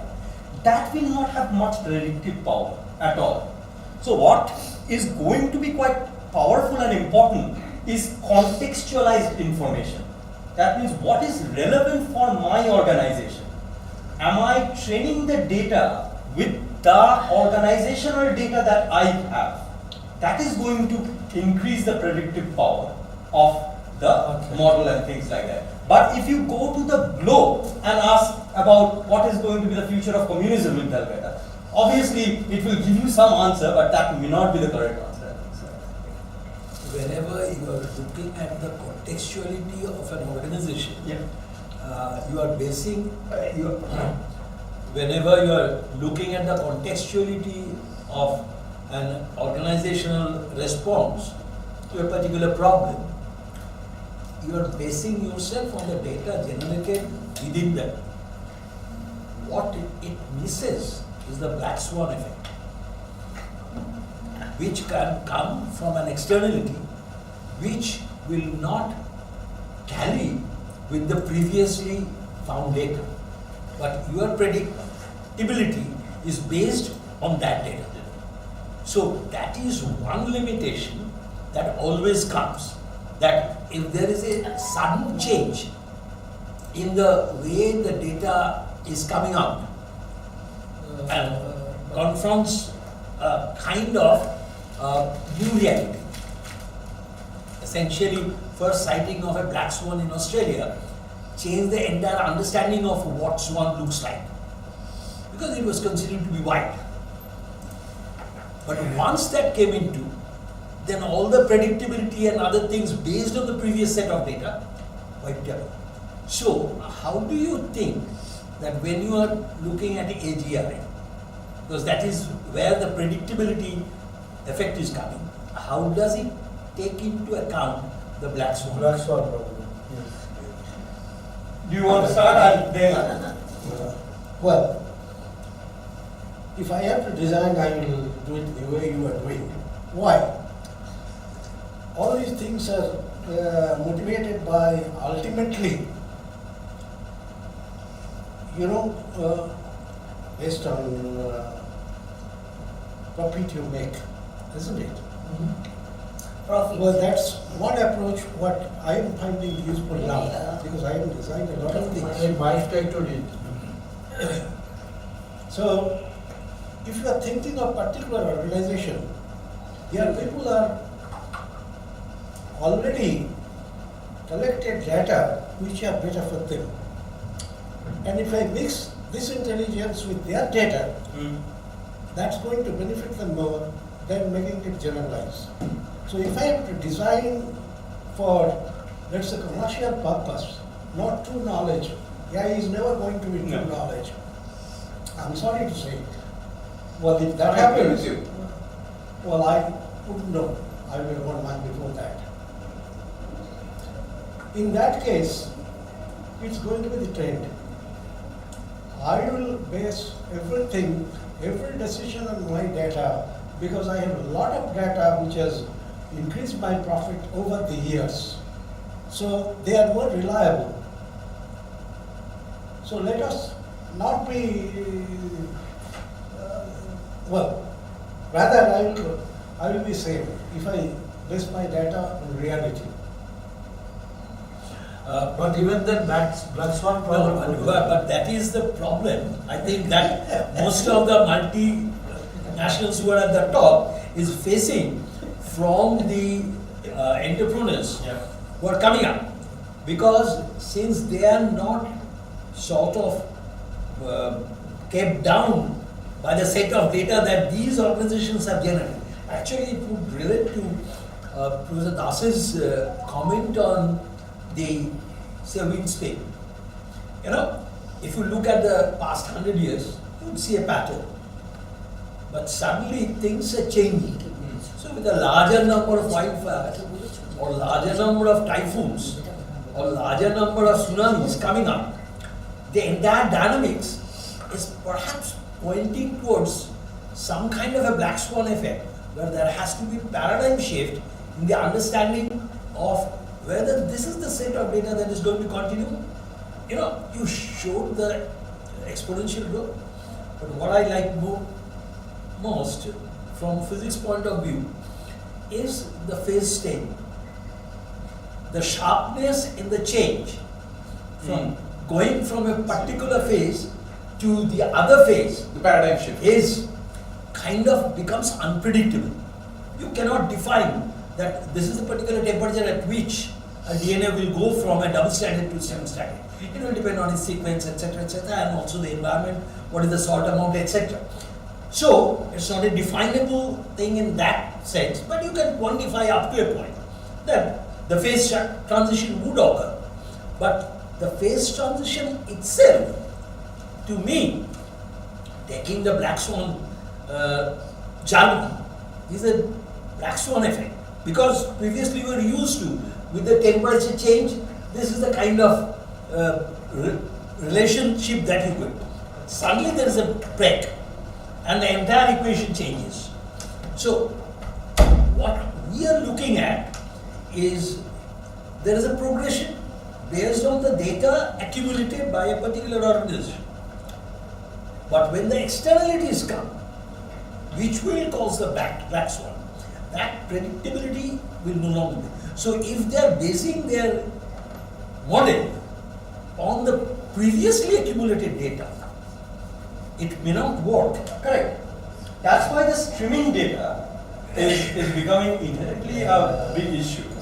But also, if you think about the methodology, what is the methodology of agile methodology that we are talking about? It is iterative and incremental. That means it's not going to be a snapshot in a historic time stamp. You need to feed it in a feedback loop which is continuously changing. But from the input point of view of a organization, I think you have to start somewhere and then snowball it. Absolutely. But I think generalization is a farce at this point of time. It is all very symbolic. I'm so sorry, I have to leave. Generalization are quantitative and trying to have a silver bullet for every simulation. I'll leave. I'll take my mishti, but I have written a question I've raised to everyone before I leave. Now I'm thinking after what you both gentlemen said, when we say AI, artificial intelligence, so the question is intelligence an aggregation of information or an aggregation of knowledge? And if we are saying AI is an aggregation of information and processing of information, should we even call it AI? Is it actually creating new knowledge? I don't know. Anyway, I'll leave you guys for with that. Actually, Mitroji, I would request you to focus on this data, which we have none of us have defined. I am looking at the reality and you are looking at the same reality. Yeah. May not come with the same understanding. Because what we consider data, you may think that it's not data at all. So the whole question revolves around data and data and data. Exactly. Okay. Exactly. So that's why the context-specific thing that we came up with. That is very context and time. It is a temporal See, this and is the the context. position of the social sciences Exactly. for a long term. Yep. Hey. Phone number. Just give me a Oh, All right, thank you so much. Thank you. If you go to the next slide, then you will see that well for the last decade how it has progressed and what is happening and what type of fairness and biases, and it's all about transecting the data and looking it from the very different part. And it is taken from Google basically, that how Google actually tried to analyze and read their own data and the people who are using Google. I think what we are doing now is also doing low resource languages situation where say an information comes out that is generated from large I use it, I spam.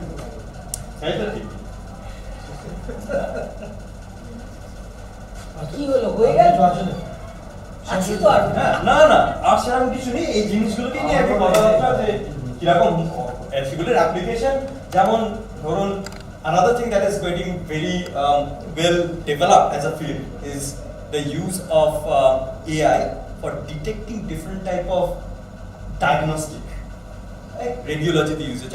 If you go to the next slide, I think next few slides, এই পরেরটাতে চলে যান। This is an Indian company called Cure AI. It's a startup, and it is competing with Google and Tesla and others, but in a very different way. So Cure AI is a predictive algorithm developed for predicting the radiological information. So we have billions of record of tuberculosis data and things like that, or cancer-related cell group. Human beings are, with their bare eyes, are not very good at understanding and reading it, but we are very good at interpreting that what should be the regime of treatment, what is the phase we have detected it. And that is how it is not replacing the radiologist, it is augmenting the radiological intervention and the whole process. What used to be done, like 2 or 3 sort of slides have been read on a day by a radiologist, now it has been escalated to hundreds of these slides and things here. And also it is opening up another very interesting socio-technical trend, that is like urban to rural transformation. You do not have to come to an urban radiological setup to get diagnosed with something or to start your treatment. You can have a mobile radiological van which is taking the photo or taking the X-ray, sending it to the edge computing understanding and analyzing it with the help of a proper radiological specialist, and then starting the regime of the treatment as early as possible. So these are the disruption that is happening in the market space and we're talking about. And coming back to the discussion we started, Professor, is that I don't think that there would be any generalized solution to it. I don't Means if that is may not be the problem in Germany or anywhere else, but that can be a very well defined problem in Purulia or in Gambia, That's and their problem cannot be sort of sacrificed because it is not a problem of Germany. That is why the corporations, multinational, cannot monopolize it. Exactly. So that is That is responsible very AI is important, coming very, up. very important, because they are threatening, saying that your job will be gone. Actually, it won't be. Yeah. For a while there will be a lot, but since it is required that to contextualize it, so it will be giving birth to diversifications and lots of AI. And that for that example, that's why I put Tesla, Apple. That's it. Those are also using AI as a tool. And then there is pure AI type of startup, which is disrupting the whole thing. And we as a human being, we have to understand that where should I be putting my fund in? As a policy maker, we should be saying that where should I be supporting it? Like Uber and Ola, these are all data companies. They are not taxi companies. No, actually, yes. If the government would have intervened early and understood the AI problem and solved it, then our taxi, the black and yellow cab, could have been modified as well. So it is because we pay 4 times during puja to come from one place to another place, but we always bargain with the taxi cab driver for 50 rupees. Oh, you are going to Salt Lake, you have to give me 50 rupees. And I'm happily paying for 4 times more than that from coming from South Calcutta to Salt Lake during the puja time. So it is a social problem. Technology is there to augment, and as always it will be. But how the sociologists are crafting and relating to that problem and solving it, I think it is an economics that the brings us sociologists to will be the doing. question of power and of course, question of power and abusing or utilizing. But your Uber problem reminded me of a lady who works with such data, that she said because women Uber drivers don't want to take, say, at a certain time of the night in a certain location passengers, subsequent rides, they are not given that option. So they are discriminated against just because being female and they didn't want to go to a certain location at a certain time. New Zealand has no, but solved I that. remember Brazil has that problem. Lots of women drivers, and they don't want to take male passengers, and vice versa. Women passengers do not want to have male drivers. Exactly, and that is the thing that is how we see in New Zealand. Yeah. That you can book only woman only taxi So you have driver, an app where woman that with black preference belt is there. taxi driver. All these facilities and options are there as well. Now, if you go just fast, because those other things are where I'm just saying that unknowingly or knowingly, even if you are using Word, PowerPoint, collaborative tools like Power BI, Tableau, Teams, whatever you can name as a tool that we are using on a regular basis, all have the AI features and things like that. But your intellectual property will be compromised because most of them actually have the AI feature enabled. You have to humanly disable it. Otherwise, they will be reading your article, your intellectual property, and in future the thesis will be stolen and will be published before the thesis has been But defined. how do we do that? Now you're raising. Yeah, this is a very serious problem. Yeah, but how do I humanly disable it? You have to just, you will see that if you go to the Word document, you will see there is language. You have sort of selected English New Zealand. We could select English South African or something. Just next to it, it will say that AI mode is on. You have to click on it, you have to go to the setting, and you have to disable it, and you have to make that choice default. So when you open it up, because that is how they are monetizing. Because now we are also discussing with students that obviously they are generating their thesis or essays or anything with ChatGPT assistant. Yep. But if they start generating data that they are going to say, I collected this data, there is no way. So then you are creating data for your statistical analysis. Where do we stop? Isn't there sort of, I think it is there. how did you collect your data? They will say, I collected it this way. No, provide sufficient Evidence. Yeah. that you have collected data. They will Specify. say, I went to the mall, I interviewed some people. No, you must take a picture if you went to Yes, the I went, but I did 2, and rest I generated. No, that won't be acceptable. So you can pull always No, pull so back. what I'm trying to say is, the system, you can use AI assistants for generating data that is very difficult for average. You have 50 students, for us to discern whether some of them AI are completely Right. bogus or not. Right. AI actually is not still developed because I wrote a paper 2024 which had lot of Sanskrit words and also Bengali words which I also transcribed.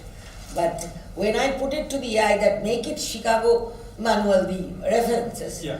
the AI is telling me there are a lot of unknown words.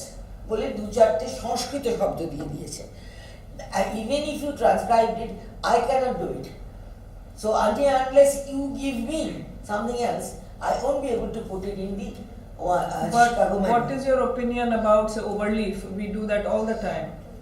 It's in a cloud platform. It's out of my control already. It's already out of control. Overleaf, Mandalay.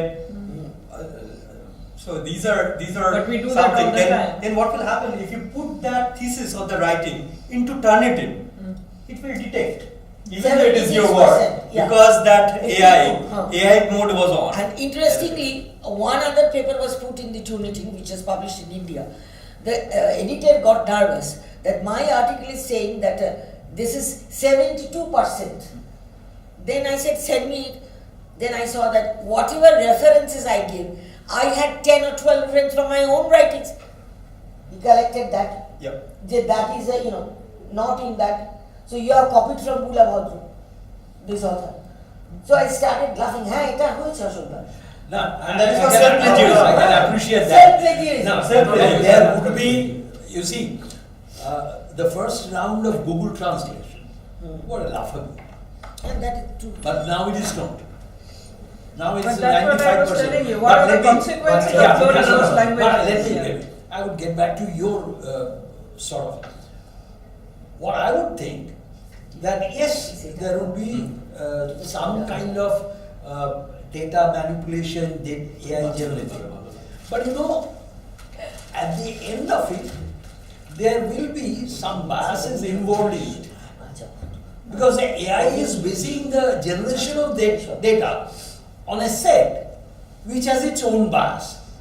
And if the given problem was that, you know, even now, out of say 100 theses passed by a university, I'm pretty sure 10 to 15 are absolutely done. In fact, one can even go to the extent of pushing up the number. But does that change the character of the university? Or does that change the character of the discipline? My point is, these are the problems which would exist as long as the societal structure is such that there would be cheaters. But look at the overall impact on the society.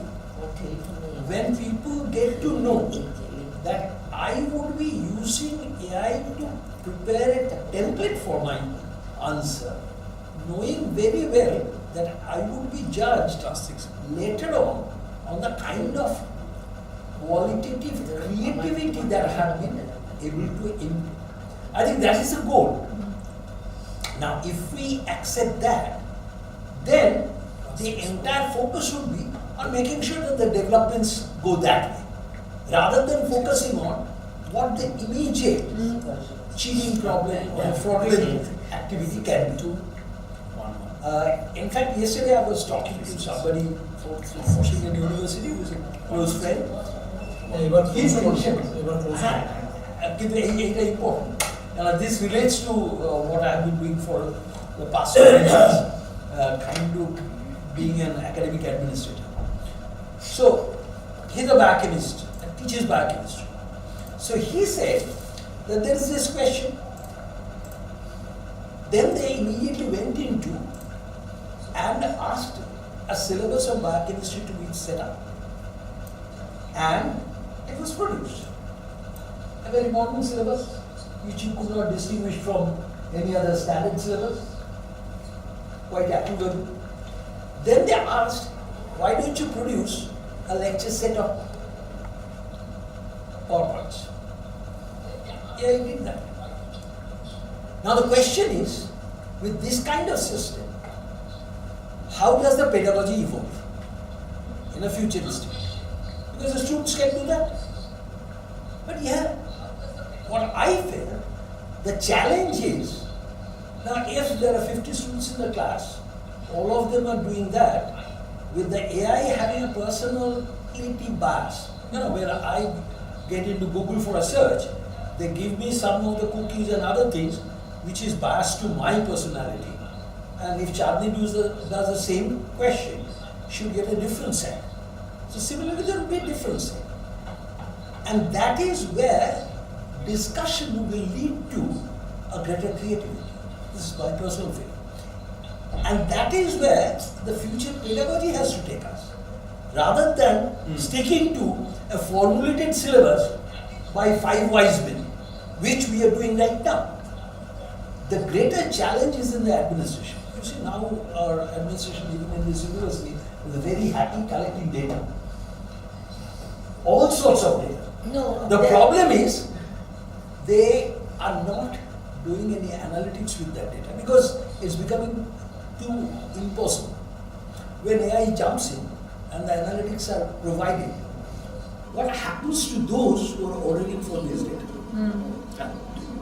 And the greater threat is going to be to the academic administrators, because then they won't have anything to administer about. And perhaps that is the kind of pedagogy which you will be seeing in 25 years down the line.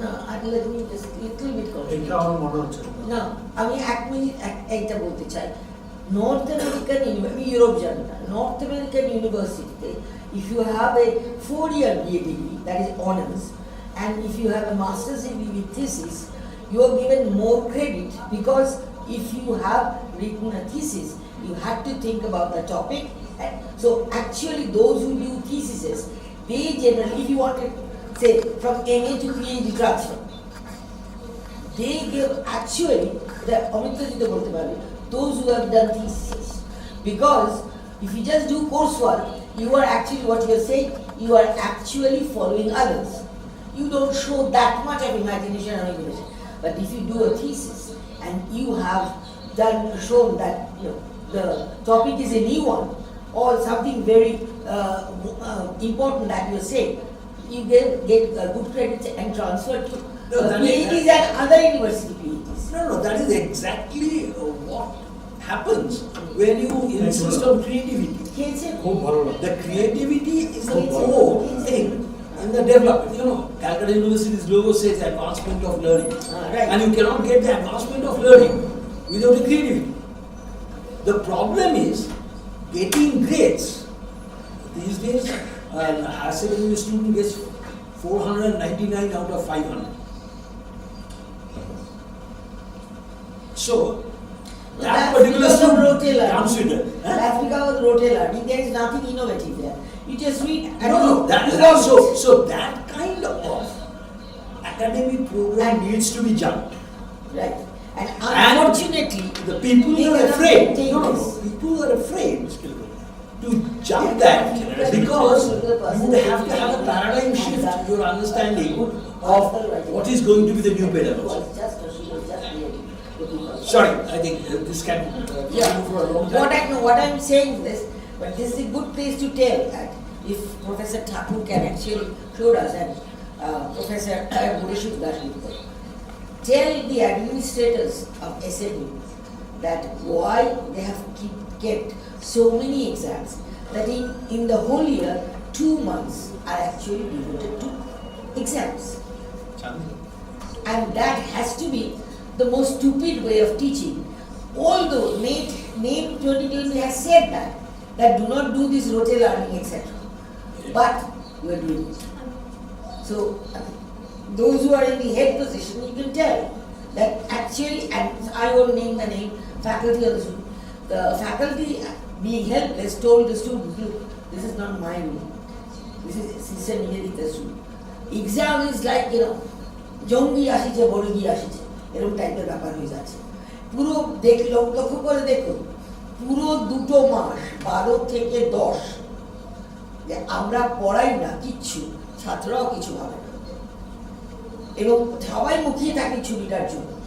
তার কারণ হচ্ছে all work no play makes Jack and Jill both dull boys and girls. Actually what we are doing here is that I hope it's going to the live in YouTube and something has happened. And not only system in the university, almost everywhere.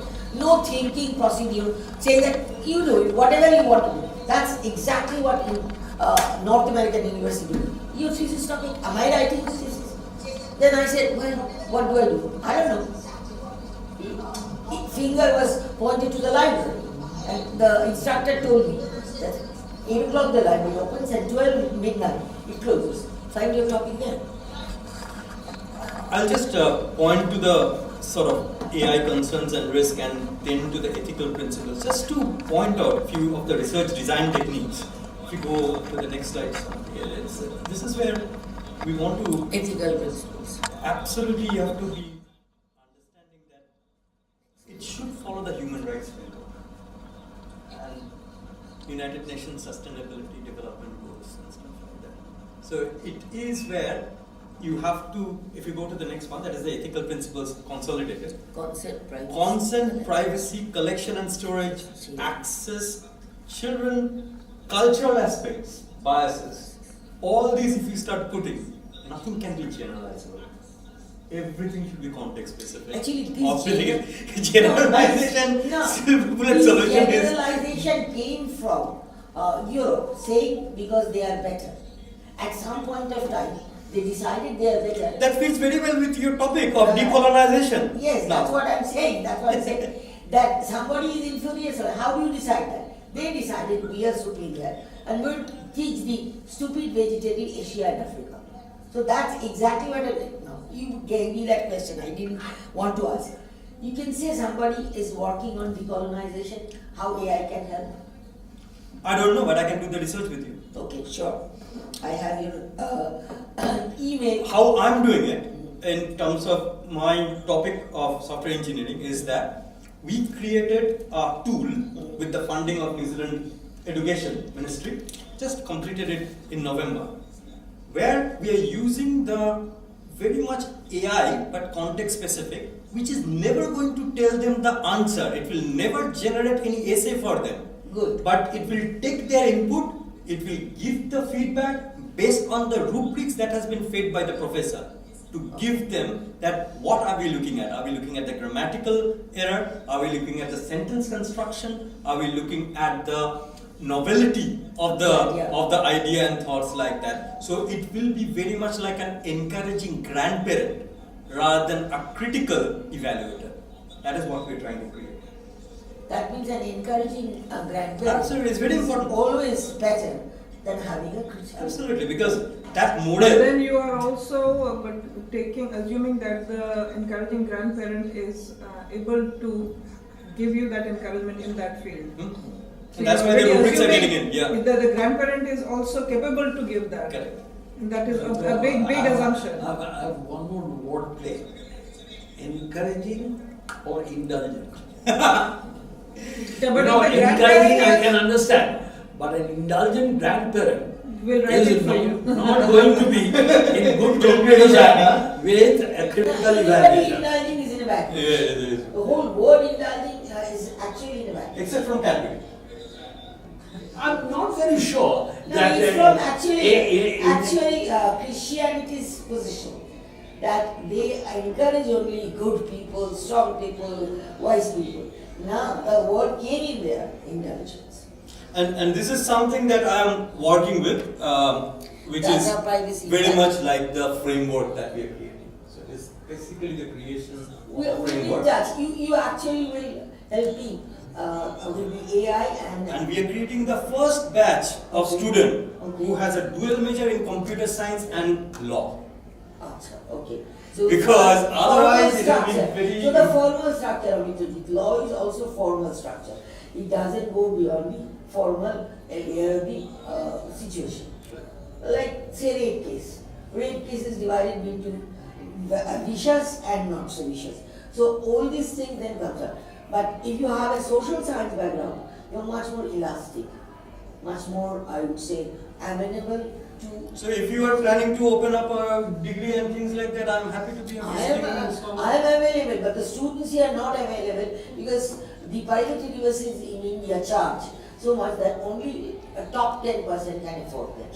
That's the problem. But the industry is looking for that type of qualification because writing software is can be dealt. It is nothing. It's now huge. It's almost repetitive like that. Yeah. But framing the policy, Then, framing the research question, and doing it. I remember the first time I was joining this university, there was a debate going on that whether there will be multiple choice or other type.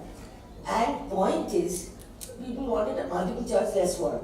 But if the university takes admission, forget your result, you have passed fine, write on this. Even the teachers do not want to actually see hundred of they will write, but that's the way to do it. And then we don't have everybody getting a BTech degree and knows nothing. Nowhere utilized work.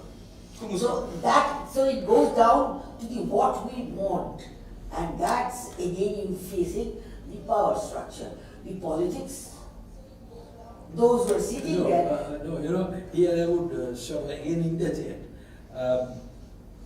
We were talking about, when the lecture I started, my first question was, I must look for a role model to know how to teach. Very soon, I graduated to a point, I have to ask, what do I teach? The syllabus. But at the end of it all, I had to ask myself the question, why teach? So similarly, it's not a question of blaming a particular set of admission takers and others, because they have their own reason for doing that. The point is, if the students get to know that getting 499 out of 500 is not going to be a pass into a knowledge-based understanding, then they would stop doing that. The problem is, we have taken on ourselves all the decision making of what others should be doing. Unless you can stop that, you were asking about a particular university how the question should be. The moment, basically, the danger is, unless we can walk out of this situation where we stop thinking that we know what to decide for others. You take in students and you are assuming that you know what is best for them. And for that you are looking at whether they become marketable or not. But we always want to quantify things. Just to give us quantification becomes a part of the total quality generated. But that is missing. Whenever you are pushing students, I have heard this. I mean, when I first joined Jadavpur University in a somewhat of an administrative position, the first thing that I heard was that Jadavpur University was great because that is the university that pushes largest number of engineering students into TCS. The number was the pride, not the quality of those students. But the fact that TCS repeatedly was coming back to them proves that TCS did find some value in those graduates. So I think now what I learned in about 5 years' time from that time, that if you had this private engineering for which I became responsible, in 2 years' time they supplemented the numbers that Jadavpur was getting by their students. And apparently Jadavpur was within the ranking 5 and these were within the less than 500. So basically TCS was recruiting Jadavpur students not because they liked their quality, but because they were the only ones available. The moment other engineering graduates called And then I realized something which is deeper. They need an engineering degree. A student of physics honors would have done exactly the same thing that the engineers did.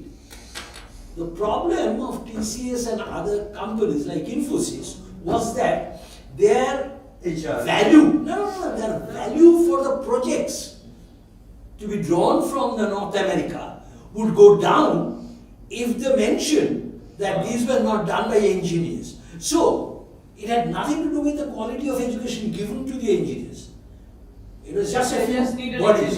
It was a question of the nomenclature of the engineers pushing up the value of the project money. So, unfortunately, having been through all these things, I now doubt whether this kind of thing is a sustainable thing. It is not. সেটা IIT বোম্বেতে এবার দেখা গেল 38% campusing হয়েছে 89%, 100% থেকে Now, what happens to those that are not getting a job? That rest of the 60%? If you look at I'll give you a data which is no. আমি just এই সেন্টেন্সটা বলে দিই সেটা হচ্ছে if you look at the people whose names are being touted around, Sundar Pichai and others, none of them were IIT toppers. None. So doesn't that tell you something? That it is not the toppers who get to the quality. So your question, when ISRO sent up this PSLV-3 and others, and the nanomotor was taken, they had to do integrative engineering. And for that, they had to get some patents done. Because individually they were all correct, but they had to integrate them. Most of the engineers who did that did not come from the IITs. They came from the private engineering colleges. Sir এটা আমাকে একটু দেখাতেই হবে কারণ এটা হচ্ছে আমাদের institution থেকে একটা মোটামুটি স্ট্যাটিউটরি ওয়ার্নিং এর মতন দেখাতেই হয় রিয়েল লার্নিং ট্রেনিং হচ্ছে এই ব্যাপারটা এবং পরের স্লাইডটা যদি আপনি কাইন্ডলি দেখান ওয়ার্ক রেডি গ্রাজুয়েট তৈরি করে হচ্ছে আমাদের মোটো আগেরটা হচ্ছে আমার কন্টেন্ট এটা আমাকে তাদের দেখাতেই হবে অ্যান্ড এটাই হচ্ছে ঘটনা আর কি এইটা থেকে আমার সেই চমান প্রশ্ন করতে পারি কাকে করছো সেটা বলি So my role as an organizer, logistic organizer is over. So this is to both the speakers then. Getting back to the question of AI, and we did speak about empathy. So I wish Professor Aish was also around because he brought up the question of cognition and all of that. And last month we had Dr. Jayantan Govinda from South Africa itself, who spoke about AI and cognitive science, right? So then my training is in sociology, social work, literature, and I work with young people, right? So you also, in one of the slides you showed, about children. So from that perspective, this is a concern which I have as a teacher, researcher, and as a human being, that how do we promote or practice compassion, in 21st century through research, while doing statistical research, for example, or through AI, where you are saying AI is just a tool, and some human being is creating the tool and all of that. So how do we practice compassion? Because all around us, we are seeing that we are becoming more and more individualistic in different parts of the world, all around the world. So what is the role of compassion there, and how can we practice that? And how can AI help us in that? Can it actually help? And how do we practice that in terms of research and teaching? Right? Compassion and care. AI করবে এটা কি আমরা যা definition দেবো compassion সেটাই জানবে তার বেশি তো he cannot know. I think I am reverting back to one of the first slides that I showed, that all questions have some answer. The thing is, are we asking the right questions? I think those of us at least who are concerned about empathy and what are the other words? Caregiving, etc. If compassion, if we are not bringing that discussion right in the middle of the table as a non-negotiable discussion, we will always be missing the right question. As I couldn't finish what I was saying now. So with large language models, for instance, if a storm is coming and the agricultural community is concerned, they will say, okay, storm is coming day after tomorrow. If you have an orange farm, do X, Y, Z. If you have a whatever, do X, Y, Z. But usually these are communicated in English or any other main language. That farmer who doesn't speak English probably is being left behind again. Chandni, if you go 2-3 slides back, that will probably... So for us, we are trying to find that in South Africa, what is those communities who don't speak English, but are farmers, but are again being left behind with this growing technology. So we, from the business side, we are trying to see how is that affecting them further and further now. Because their crop is gone for the year. Had they known, had it been communicated in a language that is accessible to them, Absolutely. it probably would have been different. Inclusivity is very, very important. Even if not them, even if their counselor, ward counselor, is able to know that a storm is coming, I will go and tell my people that. Up until that level also, because obviously if a farmer is poor, they don't have smartphone or connectivity or whatever. At least somebody to a certain closer level should be able to know. Then if not, what should we do to address So this? one of the research that I'm involved in, and it is close to my heart, is that multimodal communication. So we always take for granted that a person who is buying a microwave would be able to approach it and would be able to put things in. What about voice activated things? What about different other ways of communication? And that is what the Bosch project that we want. Bosch is a big company with 10 billion euro annual budget for R&D. And we got that contract of multimodal communication with them because we have been able to understand this cultural aspect and inclusiveness. Inclusiveness is very big term, very, very important and big term. That inclusiveness is that when people want to independently live, are we giving them enough access point to communicate with the stuff and things like that? So what means smart gadget? What is smart appliances? How do we communicate with that thing? That is where it is coming up. But also the privacy is important. You are using those gadgets and devices and staying in a smart home. What will happen if you have to leave and go to another property? What happens to that data set? So that is those ethical and data privacy principles that we are working on. And definition of what is smart and what is not. Yes, that is. On that note, today we finish, but I guess we'll have some more occasions. Even if you cannot come, we'll then go through technology. Yeah. So thank you all. One point which you were saying that we won't be, left to AI because the knowledge that is required in the future is the contextual knowledge, where I think social sciences come in. Yeah. In any way, can the sophisticated instrument or the tool move towards, contextual knowledge? Is that possible, or that will be a different area, contextual knowledge? That is possible. Everything is possible, but the problem is that we are trying to reduce the biases. So if you leave a tool to determine what is contextual, it is quite dangerous. So I'm biased in that context. So in that case, the danger of AI remains. If it might become enter into contextual knowledge. It is just like fire. It is dangerous, but it is also very important. Well, it's like hammer as well. I can go and murder somebody Yeah. as well with the hammer. So absolutely, like it is. We used to write an essay. Very common topic that is science boom or curse. So exactly the same things for AI, and it needs to be handled. Politicians and policymakers need to educate themselves, upskill, not to be frightened, but they have to very carefully see. Yeah, but those are adult politicians. We need children to also be But hearing I'm these afraid of conversations. politicians. They Coming will back to discover, that very important point discover is that how I to think get the votes without literacy getting and them. numeracy, those are the two things which have to have human interventions, cannot leave to the AI from the beginning. Okay. AI can come much later when you're talking AI about. cannot do that now. Please come. We played with and number his theory. picture.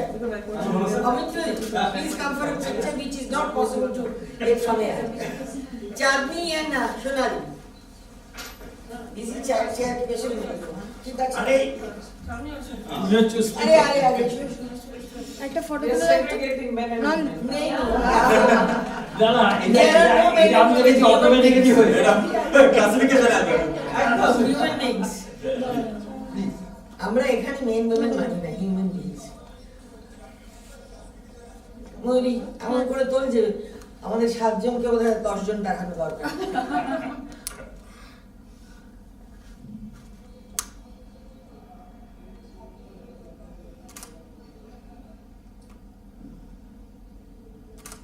তুলেছো?